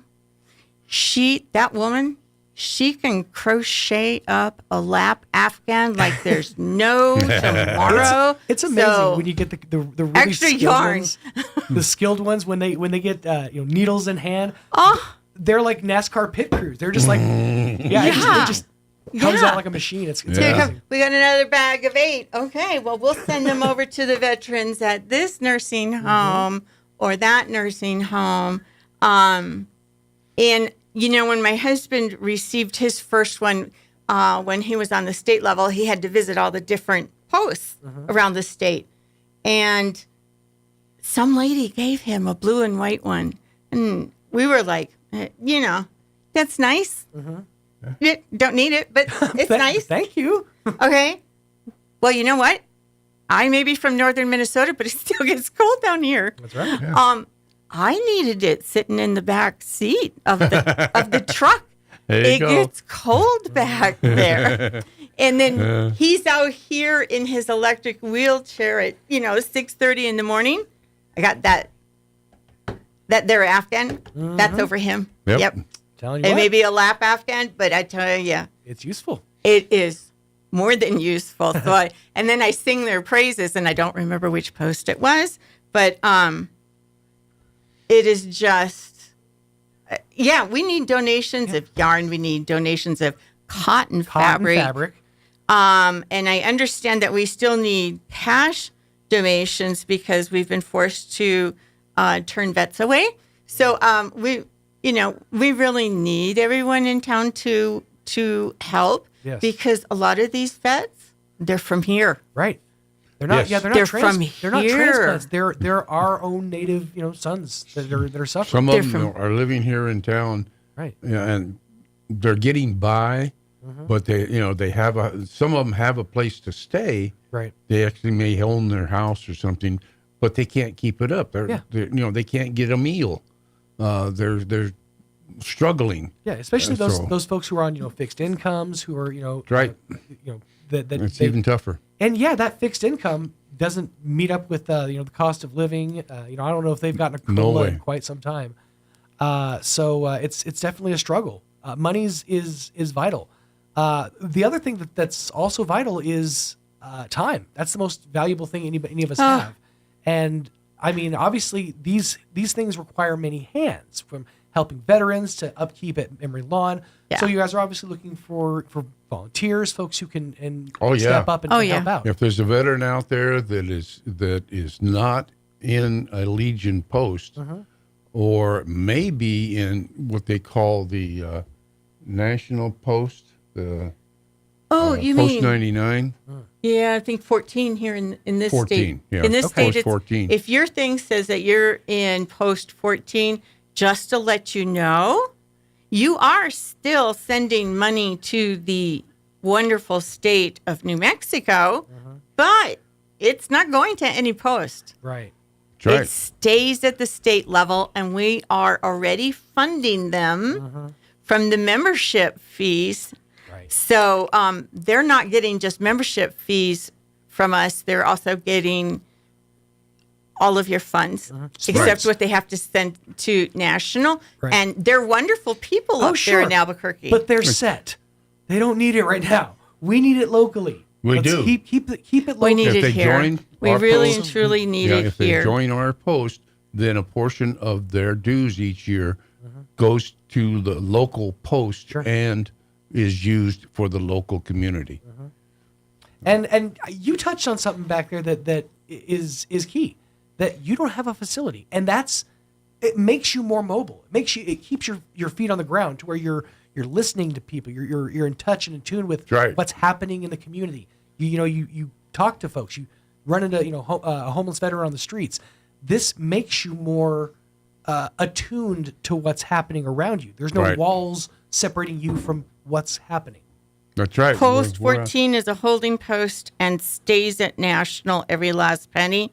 There is absolutely not one dime kept here in New Mexico. That's right. So I fixed my statement. I'm glad that Commander Lee is listening to me. You heard a wire. I feel like you're getting fed information over here. There it is, somebody convinced me to get a smartphone. And there you but go. you got to be smart to work it. I know. I love when your accent comes out. What? You just said smartphone. That was absolutely adorable. Oh, you mean me and my boat? That was absolutely adorable. I just had to point that out. she was convinced to get a smartphone. You think I was joking about being from northern Minnesota? No, I love it. That's what I'm saying. I grew up watching a TV show with the mom who had that exact accent, and so you kind of latch on to certain things. Yeah. And I hate the movie Fargo. So we're not even going there. We're not even going there because that movie, if you followed the directions, you'd end up in the middle of a lake. Just telling you, yeah. All right, I'll get off my soapbox. I love looking at the works of the Coen brothers as that wasn't directionally accurate. And it wasn't meant to be because you'd be showing up at someone's house. Yeah. But back on point, obviously we need money. We need your money. I need your money. I need membership. Any and all donations that you can make will be absolutely appreciated and put to Especially since we have 2024 convention. That's go ahead and smile. Yeah, you. I'm not killing him until after the convention. But the state convention is here. Oh, wow. At the end of June. Okay. And we have cloning me would be wonderful. Let's just say that. But we're working on the technology right now. Yes, thank you. We need donations. I've got to find all sorts of donations. Yeah, it's cash and otherwise. It's an undertaking. The swag bags are going to have to be filled. The American Legion every year, every summer has their convention in some location in the state. Right. To put a focus or a spotlight on that. On that the, legion. And on last the state year was group. Las Cruces. Right. Yeah. And every year they ask, okay, 2 years from now, we want to do a convention someplace else. And 2 years ago, they came to us and well, me, and says, we'd like to do a convention in Roswell. Well, there's an old saying that it's easier to ask forgiveness than permission. So I'm still asking permission or forgiveness from my commander, because I opened my mouth and said, yeah, we're going to have a convention in Roswell. Do that? Yeah. And they look at you and say, what? That's about what he did. Olympic committees have like 16 years to plan this out. They're like, we'll give you 2. Yeah. Yeah, right. So, but we're getting there. We've got pretty much everything in place. We have a venue. We know kind of all we need is a few more dollars Okay. to finish it out. Maybe a little more donation. There will be hundreds of people here. Yep. The whole state. Yeah. American Legion. Yep. And this is our chance to either to shine or to look foolish. And in it is serious. Yeah. They're here. They've been asking, where can we go? Where can we take the grandkids? I'll be in this meeting, and where are you going? Right. What's free? What's not? Exactly. This is great for Roswell too, because puts heads in beds. That's I right. mean, it's great for the lodgers tax. It's That's great right. for the community as a whole. When we have conventions like this here, this benefits our local economy. That's right. Oh, yeah, because, grandma and the kids, may not be interested in, part of the auxiliary meeting that goes on, because there's a meeting for the veterans. There's a meeting for the auxiliary people, which is the spouse, male or female. And people can be in, like Miss Robbie, she's a veteran. Okay. And she's also in the auxiliary. Okay. And Double hatting it. right. And like Mike, he's a veteran. And he's also in the Sons of the American Legion. Right. And I know that Kim is also a part of the auxiliary. And Kim is also a part of the auxiliary, and she always has some good ideas. Oh, does she? Leave it to a teacher to be the one to think Oh, of yes. all the Oh my gosh. Yeah, she's great. awesome. She's yeah, great. she is great. And I'm supposed to think of him as the man behind the curtain. And he's also shaking his head vigorously at about what you did one Saturday night. Yeah. Hey, sometimes we let this work before we let this work. It just happens. Yeah, that's right. But the end result is going to be something that's beneficial for everybody. We're running with it, and I love. Give I'll the man look like break. a duck. Give the man a break. Yeah. No, I think we're there. I think we've done. I've had a lot of support. Sure. Of the whole Legion, So, and I love this Legion. We're probably one of the smallest legions in the state, and we do big things. That's right. Small group, but big That's right. hearts. We just get out there and do it, because everybody in this group is gung-ho, and they really get out there and put there's their no heart half into measure it. by anybody. That's right. They're always thinking about this craft, the next craft, What can we do next? Who can we help next? And that's vital, is keeping your eyes on what's next. That's right. Because right now we have Memorial Day out at Memory Lawn, and we're going to try and make our own wreath for the different services that Miss Pat Goff bought the round metal things for each service. I don't think there's one for the Space Force yet, but we'll get there. We'll get there. I was just thinking we just get the Great Gazoo from the Flintstones. There you go. To represent Space Force. Come on, you don't remember the Great Gazoo? Gazoo? The little green guy that popped up on. Oh no, some of the United. Sometimes my dad would. I'm an Army brat. Okay. Or brat. Yeah. And so I was in Germany. You said that. I didn't. like for 8.5 years. So there are some comics that I never, and cartoons that I didn't. Had this little Martian, green alien, yeah. The little Did they? He popped up. It was later seasons. He'd pop up on Fred's shoulder and he'd go, "Hello, dum dum." Yeah. It was really. Yeah, it was just like a little comic relief thing. I'm sorry. I'm going to have to go online and watch. That was those. mostly. Lee would probably know. I shouldn't mock the Space Force. I know that it's very actually important they're as well. very vital. Oh, 100%. Like I actually saw an ad. I was looking at the time. We got to wrap up here soon. But I saw an ad online that was talking about debris in space traveling at hundreds of thousands of miles an hour can put a hole in any material. Yes. And that's it. There's space debris like that everywhere. And yes, Space Force, this is the kind of thing that they're helping combat. Monitor. Yeah. So it's all their operations are vital. So I shouldn't make fun. It's just, it's easy to. But I digress as we wrap up the hour. $64,000 question. If folks want to make a donation, time or money, how do they reach out to you? Well, the phone number. Online. No, online, you go ahead. RoswellLegion.org. Okay. And then Lizzie has the phone number here. Roswell Legion has 3 L's. Yes. LLLEGION, correct? Yes. No, LEIGON. Legion. Roswell Legion. Yes. Yeah. .org. .org. And our phone number is 575-268-0220. We are Family 61. We are the veterans. We are the spouses and granddaughters and nieces and that in the auxiliary. And then we are also the Sons of the American Legion. We are the Scouts for PAC. For the Cub Scouts. PAC 61. And then we also adopted Troop 2, which is a 100-year-old troop that we have here. Yep.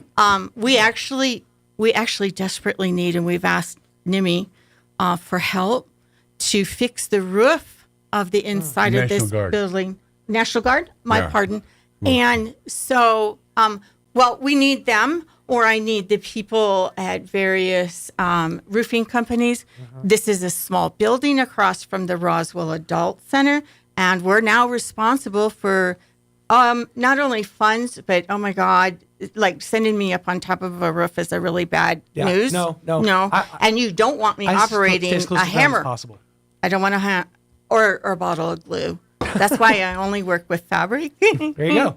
You know where your craft skills lie. Right. But if you can donate anything, time, money, or anything like that, RoswellLegion.org, or again 575-268-0220. Dawn, Lizzie, thank you guys so much for your time. And thank you for all you do. I mean, we really appreciate it. Thank you for helping us out. The Legion couldn't work without you guys. And obviously you being the boots on the ground for Lee, it's yeah, I got the smartphone. He shot more stuff to my direction, but I just feel like he's in a command post, like basically directing you. Okay, go here. One last thing they can find on that website. Yes, we offer scholarships for school, almost any STEM-based school. Anybody who has a veteran relationship. Absolutely. So reach out, RoswellLegion.org or 575-268-0220. Guys, thank you so much for your time. We appreciate having you here, and we look forward to seeing you next time with one of your 75 hats. There you go. Thank you for your time. 3 minutes away from 9 o'clock. Let's get you up to date with some local news. Now for your Pecos Valley News Update, I'm Jared Cirillo. High winds were creating significant dust storms, resulting in brownout conditions in South Roswell on Tuesday. Drivers, in fact, were urged to avoid traveling south of Poe Street. Drivers were urged to stay away from Sunset Avenue, Brasher Street, South Main Street, and Southeast Main Street, all south of Poe on Wednesday. All of those areas were experiencing 20% visibility and at times zero visibility.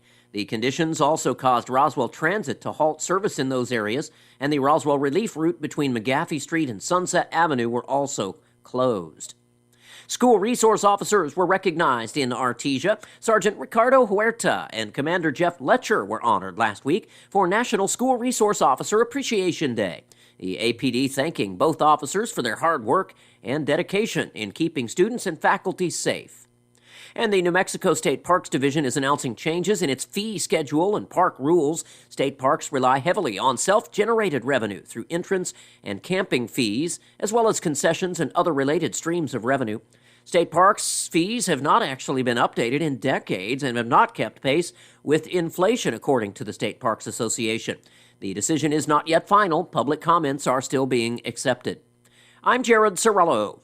With the Wall Street Business Report, I'm Rich Thomason. The U.S. economy grew at a 3.2% annual rate October through December, propelled by healthy consumer spending. That's a slight downgrade from the previous Commerce Department estimate. It also is a decline from the 4.9% growth rate registered for July through September. It was a lower open this morning for Wall Street. Boston Beer shares tumbled more than 11% after the owner of Sam Adams and Truly posted a much wider fourth quarter loss than analysts were expecting. On the winning side was eBay, which jumped 5.3% after beating Wall Street's fourth quarter sales and profit targets. Markets have been mixed this week, but are still on track to end the month of February with gains, despite a growing consensus that the Federal Reserve is unlikely to cut benchmark interest rates until late spring or summer. For the Wall Street Business Report, I'm Rich Thomason.